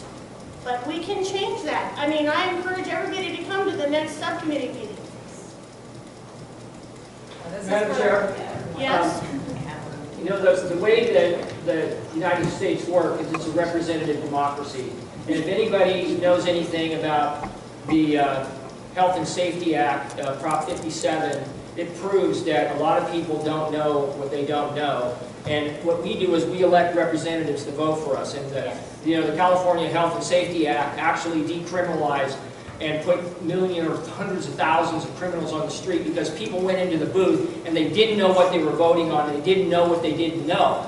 But the laws were put forth by people that we represented. And so what I'm basically saying is the people that are making the decision and making the recommendations usually know, they've done their homework, they've done their research. Letting people helter-skelter voting on something that they don't really know about, and they just cracked their voter's pamphlet, and they got in there, oh, health and safety, that sounds good. And they decriminalized thousands and thousands of criminals because they didn't read their ballot. That's why we like to elect people that are intelligent and know what they're doing to make decisions for us and to make recommendations. And that's what the Board of Supervisors would like. They wouldn't like you to go in there and say, we have 37 candidates, pick 5, and we will see you this afternoon and let us know when you're done collaborating. They would rather you have this subcommittee make the decision, because a representative democracy is kind of what you guys are representing us. You make decisions, you bring them forth. Anybody have any problems? Okay, go from there. But that's what this is all about, is trying to get people in leadership, do their job, and then we will follow suit if you guys do a good job. Thank you. I concur. Jim? Would you like a little background on why it's written the way it is? Yeah, I wish If we it would would get help, to the subcommittee. because you're actually pretty darn close. The whole point was not so that someone could pack the house and get the board the way that they wanted it to be. And the point was that each person that would sit up there be vetted. So as to their background, their passion, whether they have an interest, whether they have a stake in the community. And it was a really good point about the stake, because that was never brought up before. There was a real reaction to some people who came from outside who were coming to kind of try to run the meeting. So that was the reaction at the time. So, but the point about the board approving, that's to take it to an elected body. They are the official elected body. You are not. Right. They're the official elected body. Well, when I went to each one of the areas to try to set them up, I wanted to set them up so they would be elected or appointed by area on a map. That way it's spread out the representation throughout the area. So there's, in the bylaws over in Clear Lake Oaks, it's the Spring Valley, Clear Lake Oaks, member at large, out on the Keys, and the Business Association. If you go up to Upper Lake, then it's Blue Lakes. It's so 3 members at large, because we had a problem trying to get enough people on board. But then the Neese Lake and the rest are in Upper Lake, and then Lake Pillsbury for one person. So it's areas in order to bring together these different perspectives. And if you will look at how the perspectives change up and down this North Shore, you'll see it goes by area. So when I come to Lucerne, they had very specific problems, but they didn't have much area. It was a coalescence of people here that had the same problem, and they were all very similar, so I still needed 5 people. And so I made it 5 members at large for the area for that reason. I couldn't discern between different sections of the community. Right. You might be able to do that.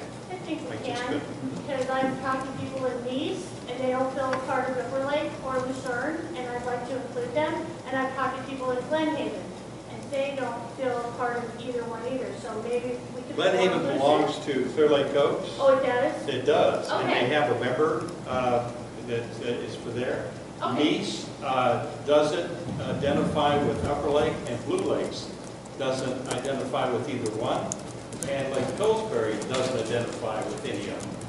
So that was the special problem over there, and I couldn't have a council for every single one of those places. Right. So that's why I made it 1 member, all coming to that one spot. It can be changed, it's up to talking with your supervisor, but you can see what the rationale was.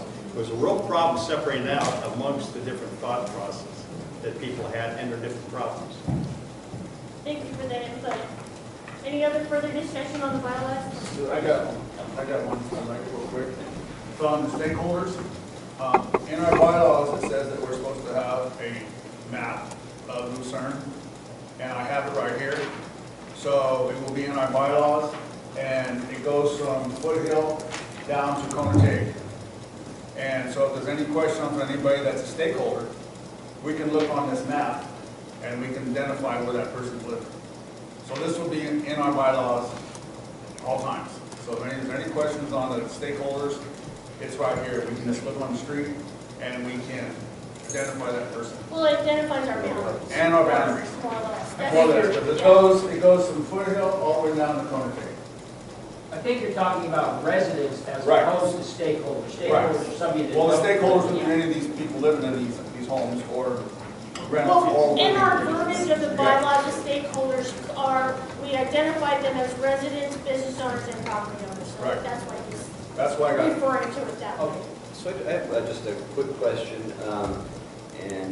Anita, I just want to say thank you very much for coming out here and explaining the Brown Act to us. I can't tell you how long I've been wanting this to happen, so thank you so much. The question I have, though... Actually, people don't want to see me at all. I like seeing you, yeah, I always learn something. So the question I have is in regards to subcommittee, voting members on a subcommittee, do those also have to be residents?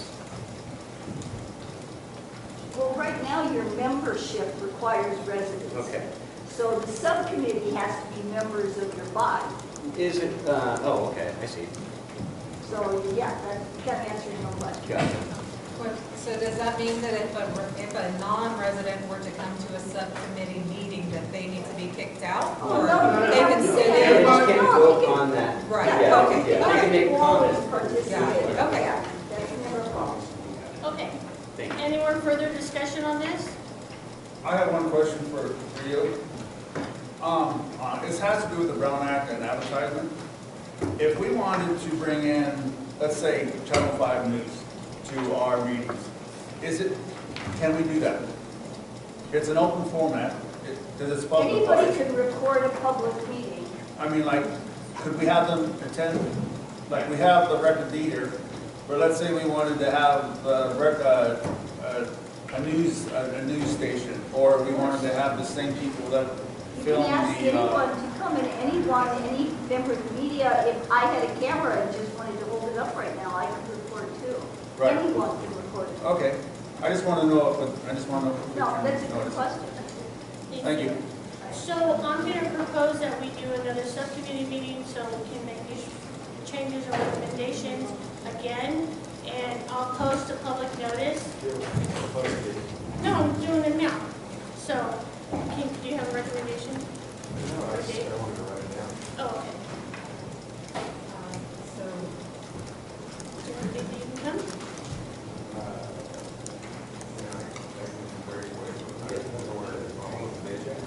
No, over here. Well, subcommittee? Yeah. This is one. so you want to, Why don't we do it let's here? set the dates and don't miss people. Yeah. We want everybody to come, so. All right, so.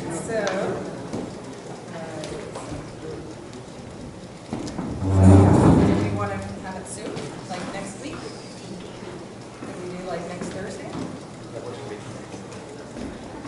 next Thursday, the 25th. Can I make a recommendation? Could we do it on a Tuesday instead of Thursday? Or, because I'm still working and it makes it harder for me to get a day off. What about Sunday? I work Sunday. I'm off Wednesdays, I work Wednesdays. I mean, I was there for the first meeting, so I don't have to be there for the second. Yeah. So, Tuesday, the 23rd. Can't do the 23rd or 24th. Okay. I work Wednesdays and Thursdays. I just go in the morning and get off 11 at night. Friday? Friday, I'm off. I'm off on Friday. Friday? I'm off Would Friday. you guys both be willing to give up your Friday nightlife because it's so happening here, right? I didn't give my boss enough time to make a schedule. So the 26th. It'll be the 26th. Friday, Friday. 26th. Time? Tell me. Is there anybody who is interested in coming to the subcommittee meeting that has time constraints for next Friday? Yes? I'm interested in coming. Oh, okay. So, you want to do, Just 2 o'clock? yeah, 2 o'clock? 2 o'clock Friday? All right? 2 o'clock Friday? Does that work for everybody in this room? Yeah. All right. All right. It's scheduled. Right, should, Oh, we have to pass it. Yeah, so I move that a subcommittee meeting be scheduled for Friday the 26th at 2 p.m. for discussion and consideration of proposed changes to the bylaws. I'll second. And we will, to be determined the location, we'll talk about that. So, all in favor? Aye. Motion passed.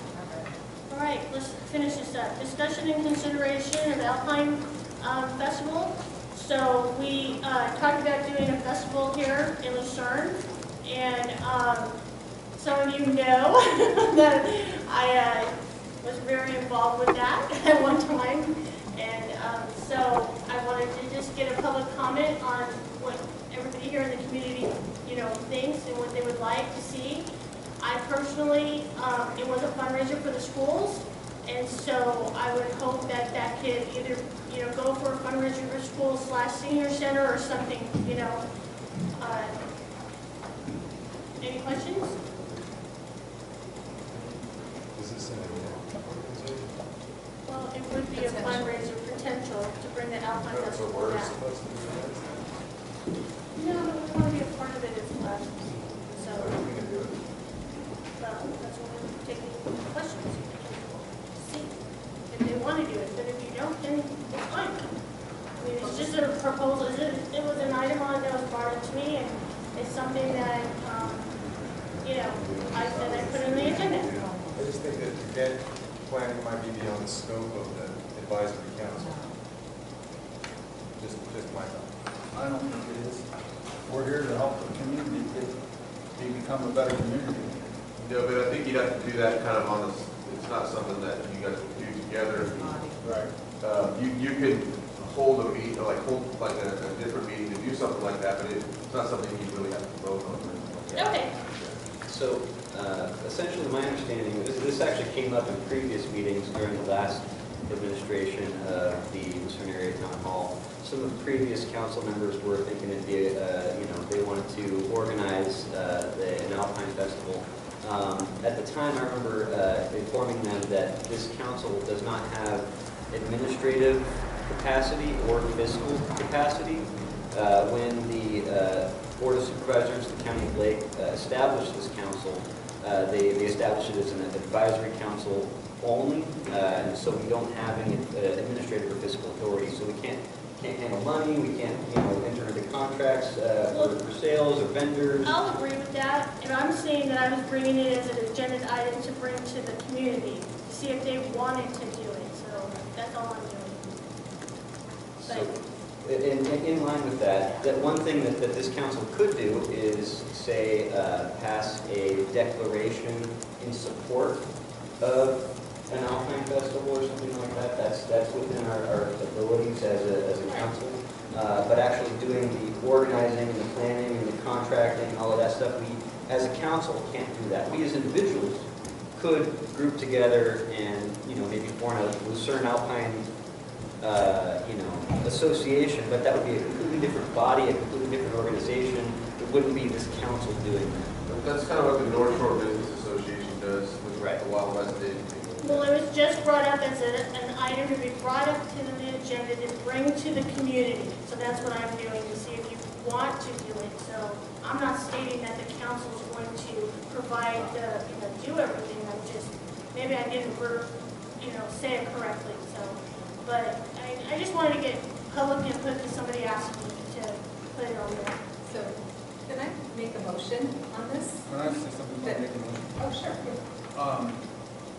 What I feel about being on this board, I know we can't, like you're saying, we can support something in the community and to make Lucerne a better place. And I think if we do that and if people do want to volunteer and have a festival, I think we can support it as long as we don't give any money or organize anything. I think it'd be a great opportunity for our community to do it. I know that there was a band that wants to play in that, and he can't be here tonight, but he wants to give his time to that festival and not be paid for it. Well, it's something to think about. Somebody brought it up to me. I'm throwing it out to the community, and this is what it's about. So, So I wanted to, actually, I think it kind of leads into a motion. I'm thinking that maybe we should get together more specifics on this because it's something that I'm definitely personally interested in being involved in. And since I'm working with the senior center, it would be great to be a collaborative effort. But I'm wondering if we can table this until next meeting and then get more specifics. like I said, it was an informational thing for the community, and as Kurt said, we can, I can't remember. I don't want to lose it on the agenda. Discuss it. It's certainly within the purview of the council to discuss things like this. We just need to be conscious of the. We're not going to be the organizers. That probably would be ideal to table it so that you could have the others that are coming to present tonight. Yeah. I think you have Cal Water here. Okay. Yeah. Thank you. Can I get a motion to table? Agenda Motion to table. I'll second the motion. All in favor? Aye. Okay. Update and consideration on the SDW SRF loan. Oh, wait, let's get resolution. Oh, yeah. A. That's good. Oh, Let's get update that on one. resolution A0001. We went to the courthouse on the budget hearings, and we, all spoke to the board of supervisors, and they were very, very friendly, and took into consideration of everything that we've talked about. And so the resolution passed, and Lucerne will be getting $250,000, and we will be dredging the harbor.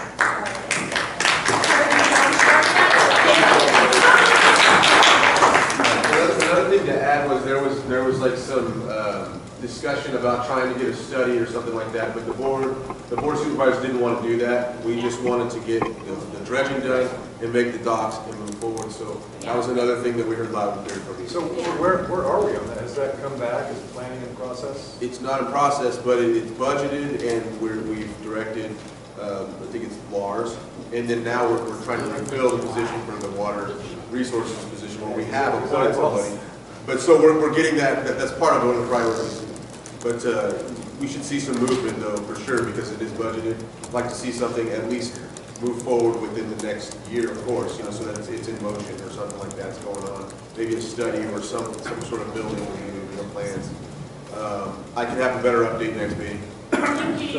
So yeah, just as an update, I just want to make a quick comment really quick. I'm sorry to interject, but so just as some background for what Resolution A0001 is, last year the council was, they were talking about maybe requesting some money to dredge the harbor, and I was pushing for this really hard, and there were certain council members that felt that we shouldn't ask for too much because we're probably not going to get it. And I'm like, no, you ask for all of it so that you get some of it, And so we had our rounds and rounds of subcommittee meetings, many of which were lasting like over an hour or so.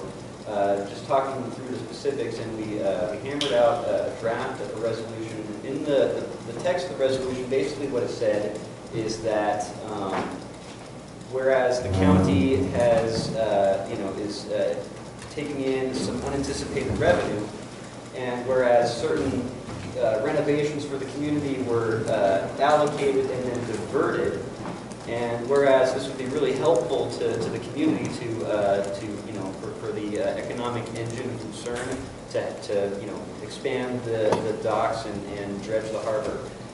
For those reasons, we urge the Board of Supervisors to invest the funds, the proceeds from the sale of that castle to be reinvested in Lucerne, initially funding dredging that harbor and expanding the docks. And we thank you for passing that motion. So, we really appreciate that.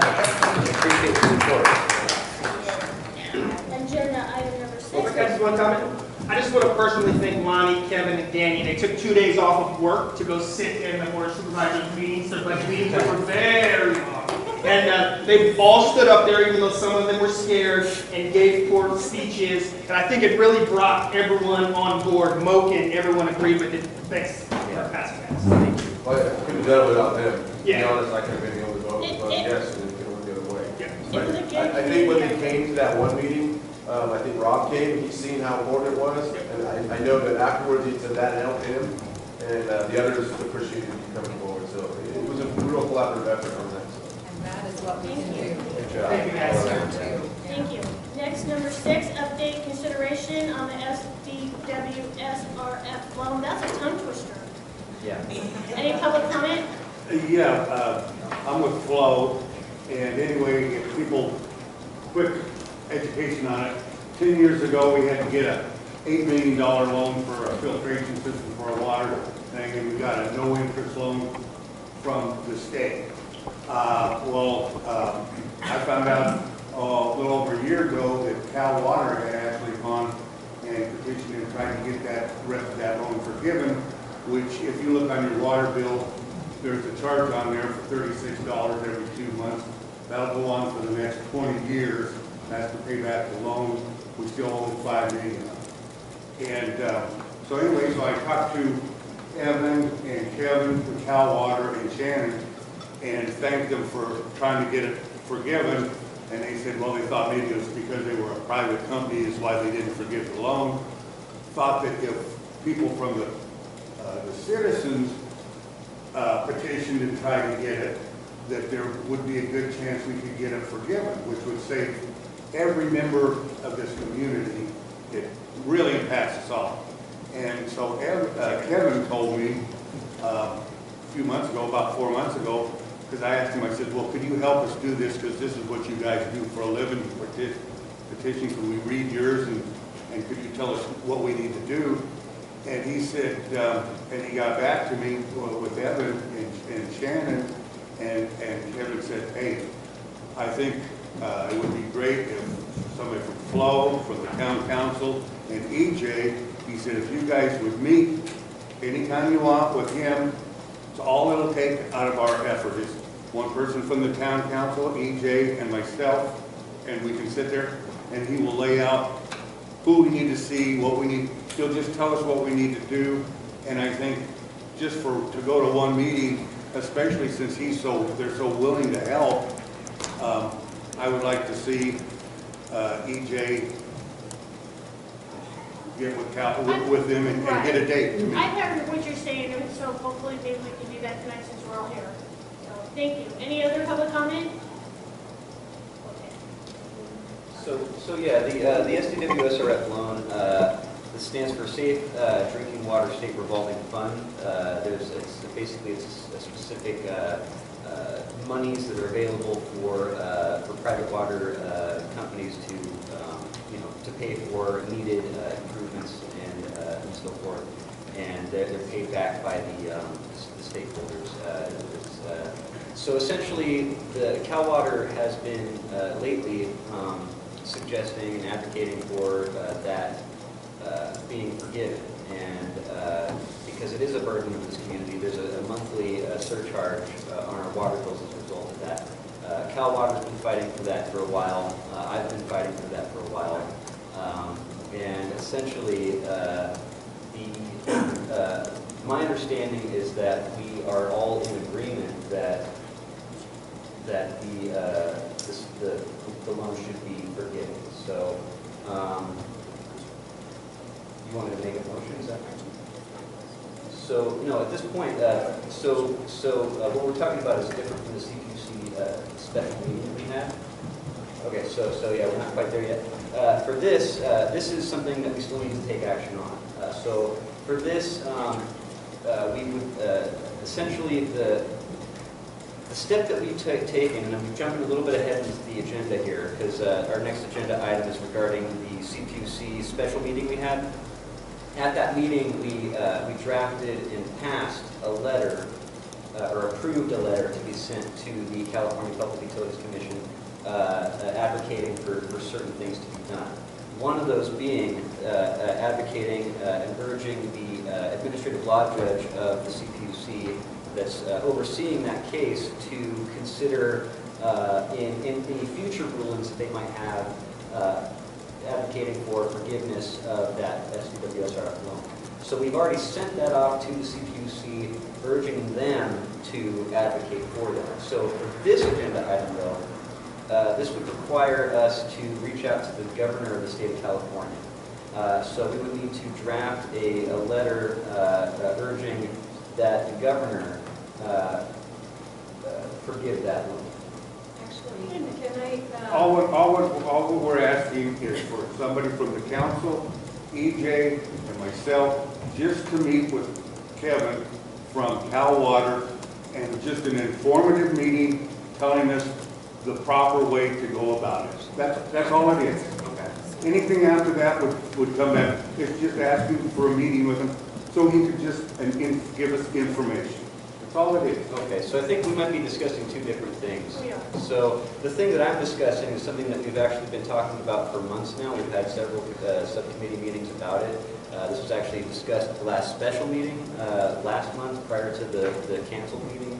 And the thing that was discussed was exactly what I mentioned. It was contacting the governor of the state of California and urging him to consider loan forgiveness on the SDWSR Act.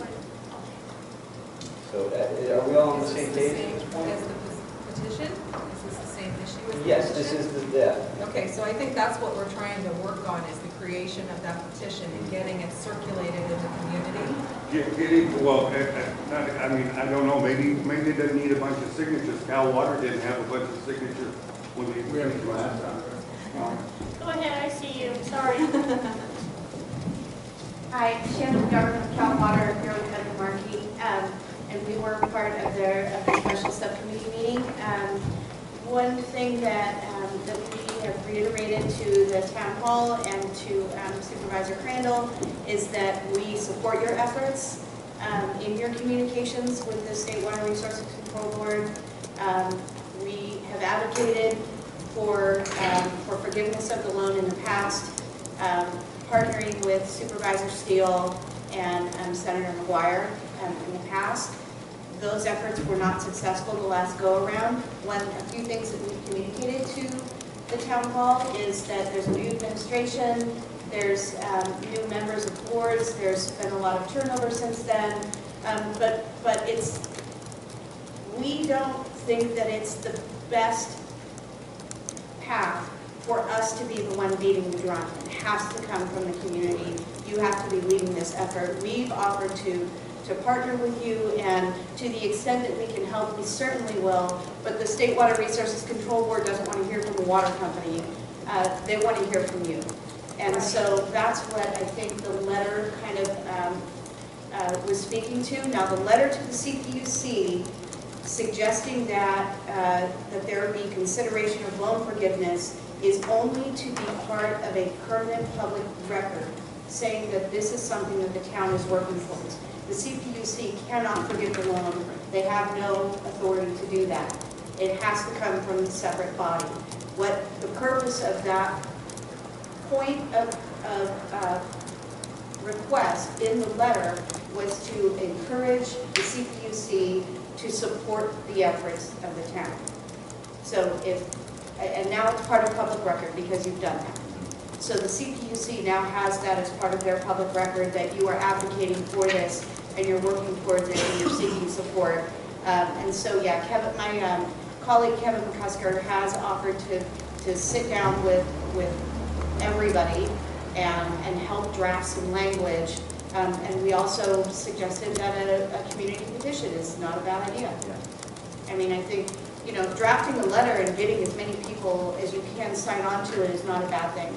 And a petition is usually pretty useful as well. We also recommended reaching out to rural county representatives of California, or CRC, is an advocacy group that can also advocate on your behalf and can also sign on to a letter of support for your efforts. So there's a lot of people that are willing to step up and support you, but it really has to be driven by the community. So, But that's separate from the CPUC, excuse me, I'm sorry. It's separate from the CPUC. exactly. Which So- is next on. But that's, we did, after talking to Kevin, and he explained why, to get us on record of asking for the loan forgiveness. So Flo did the same thing. We sent a letter asking for that and for some other considerations in the future, like the RAM fees and things, which Water was very helpful on, just so that it was on record for future things. So, I had a question. When he's talking about this letter that he wants to write, if we put the letter together and gave it to you, could you present it to us, to them, for us? No, It wouldn't be. no, it wouldn't have to come from the community. It has to come. So the two-part thing, it's the water rate increase for the SW whatever, right? And then also the loan forgiveness for the CPUC. So we need to Right, make, it's two separate. right, so we need to make a motion to make that meeting between the Cal Water, EJ, and a council member to set up that meeting. We could just set up a meeting. Okay. Right, you don't have to. Okay, so, and then the other thing was for your recommendation, what you were going to do, because you were talking about making a call for action, so I'm not sure about that. Isn't that the next agenda? No, item? So a call to action could come in the form of a petition. Okay. But isn't that part of this? And that would be in line with this current agenda, Yeah. so that should be fine. If you wanted to like initiate a petition, you could do that. Okay, so subcommittee meeting? Yeah, I believe so. Yeah, Okay. I think we want that. All right. So I would like to make a motion that a subcommittee meeting be created for the purpose of drafting a version of a letter to the governor of the state of California, as well as the drafting of a petition in regards to the SBWSR's loan forgiveness. I think we need to do the petition because it's my understanding that you want to have the meeting with the water, you, EJ, and a council member, correct? Yeah. Before we draft a letter for loan forgiveness. That's how For I'm the understanding purpose that. of I think it could be done at the same meeting. I mean, Create the petition. yeah, I mean, it could all be handled right then. Yeah, I agree. So, does that sound reasonable? Yeah. We'll have to have the meeting first to do what you want to do too, and then combine it. Am I confused?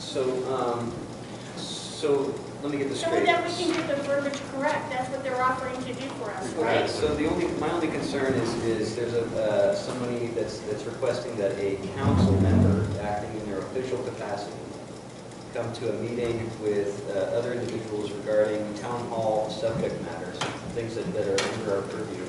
Meeting, in a way that's not agendized as a council meeting, but to give information to that council member to be later on acted upon. It sounds like a potential Brown Act violation. Just from, I know I'm usually the guy that's overly cautious in that regard, but I think it's better to be safe than to be sorry, so. We're not closing the meeting, we can open up to the public. Yeah, if we call it a Okay. subcommittee meeting and then we don't. Yeah. So, okay, if A it subcommittee isn't meeting is open agendized, to the public. if the meeting with, the other one, not the one to draft the bylaws and the petition, or not bylaws, the letter and petition, if that meeting is also agendized, then that would be fine. So they have to be two separate meetings? Or it could be the same meeting, but they would have to be agendized. Yeah, no, I think we. Two agendas. Oh, gosh. Yeah. So who's going to meet with me in Cal Water from the town council? I would like to be part of it. All I would love her to be part of it. All of us. So would Monday, the 29th at 10 a.m. be okay? What is the date? Monday, the 29th at 10 a.m. and we'll, at Cal Water Fine, we'll be there, or should we do somewhere else? Did you say at Cal Water there, Jim? Did you say at Cal Water? Well, no, we're trying to determine that right now. Okay. So,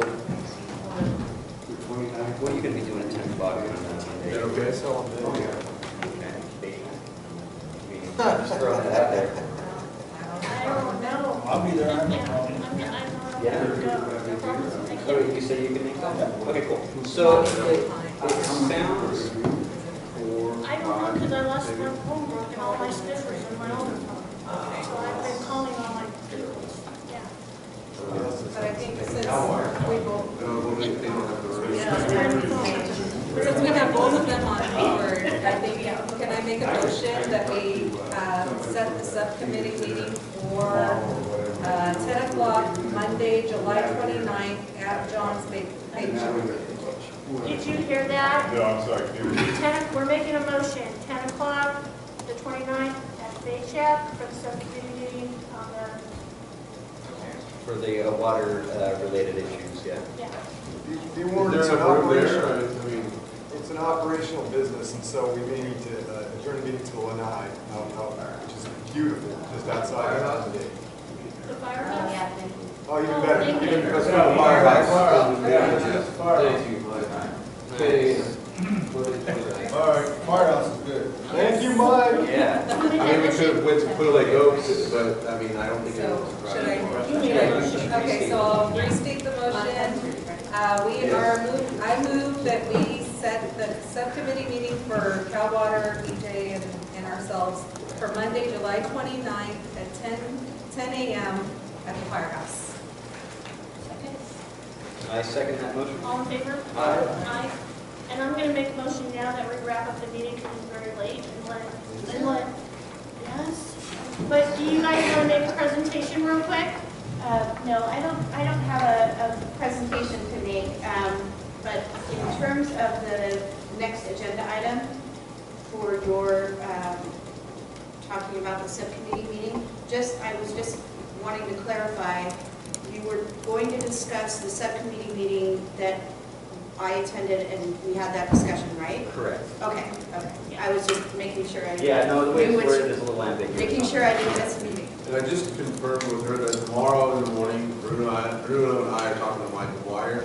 I'm gonna bring it up to him again that we're working on this letter. You know, Yeah. I know it didn't get anywhere with the last time, but I'm still gonna try to Thank you. do okay. Awesome. I have one question. When we were at your meeting, did you have a rough draft of that, of the? Yeah, they just don't have internet right now. Of the letter? Oh, you mean the letter that we Yeah, drafted? the one that for you drafted CCC? at the meeting. I might be able to pull it up on my phone.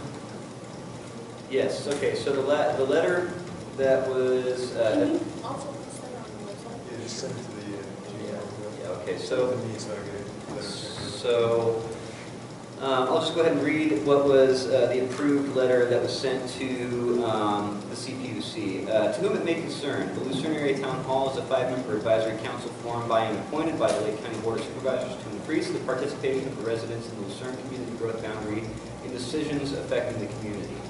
The LAF is submitting this comment letter in connection with California Water Service's current general rate case filing A1807001 before the California Public Utilities Commission, the Commission. The LAF does not oppose California Water's service, Cal Water itself. To the contrary, the LAF has found Cal Water to be a good water service provider, a good community partner, and very communicative in the process. The LAF understands Cal Water's need to increase revenue to maintain and improve its infrastructure as a means by which it can continue providing concern with safe, reliable water service. We support Cal Water's investment in the water infrastructure. However, we are very concerned about the effect that necessary revenue increase has on the cost of service here in Lucerne and on our community's ability to afford that safe, reliable water service. Cal Water has worked with people concerned to address their concerns about cost of service and affordability. In its 2015 general rate case, Cal Water sought to consolidate its Redwood Valley District, which encompasses Lucerne, with its Bayshore District. This was not an operational, but a rate-making consolidation that has resulted in very, very significant savings for Cal Water's customers in Lucerne. We thank the Commission for approving that consolidation in the 2015 case. Cal Water has used its Low Income Rate Assistance Program, LIRA, and its Rate Support Fund, the SRF, to help customers in Lucerne. Again, we thank the Commission for approving those measures. However, despite the significant decrease in the typical customer bill in Lucerne, affordability remains a challenge here, where the median household income is around $26,000 and a high percentage of residents exist on a fixed income, most of whom are elder adults. We want and need California's water proposed infrastructure maintenance and improvements.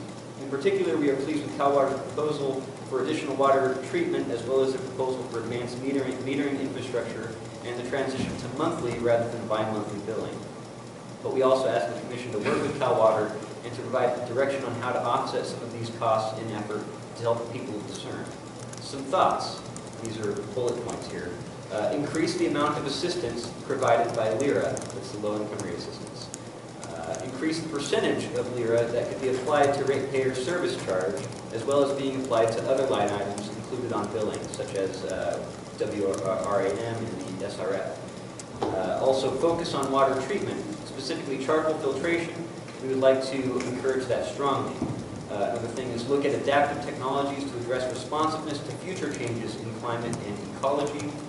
Also expand Cal Water's flexibility to creatively apply the SRF to assist low-income communities.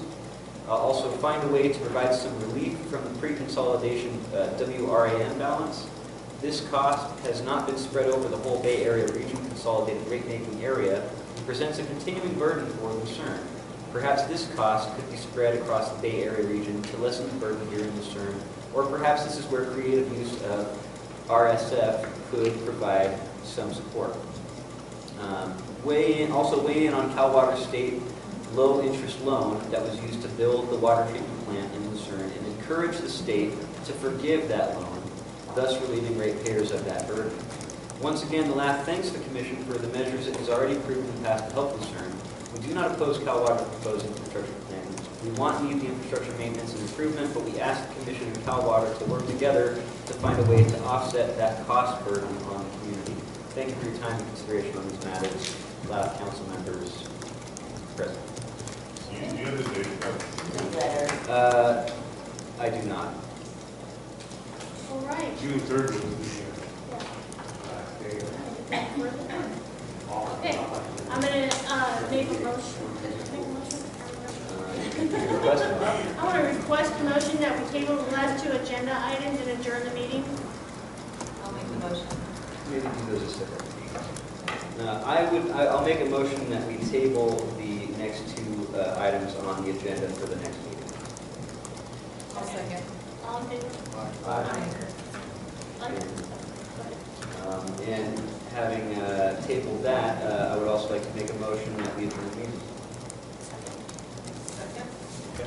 All in favor? I want to thank everybody for coming tonight and staying so late. We appreciate it. Thank you.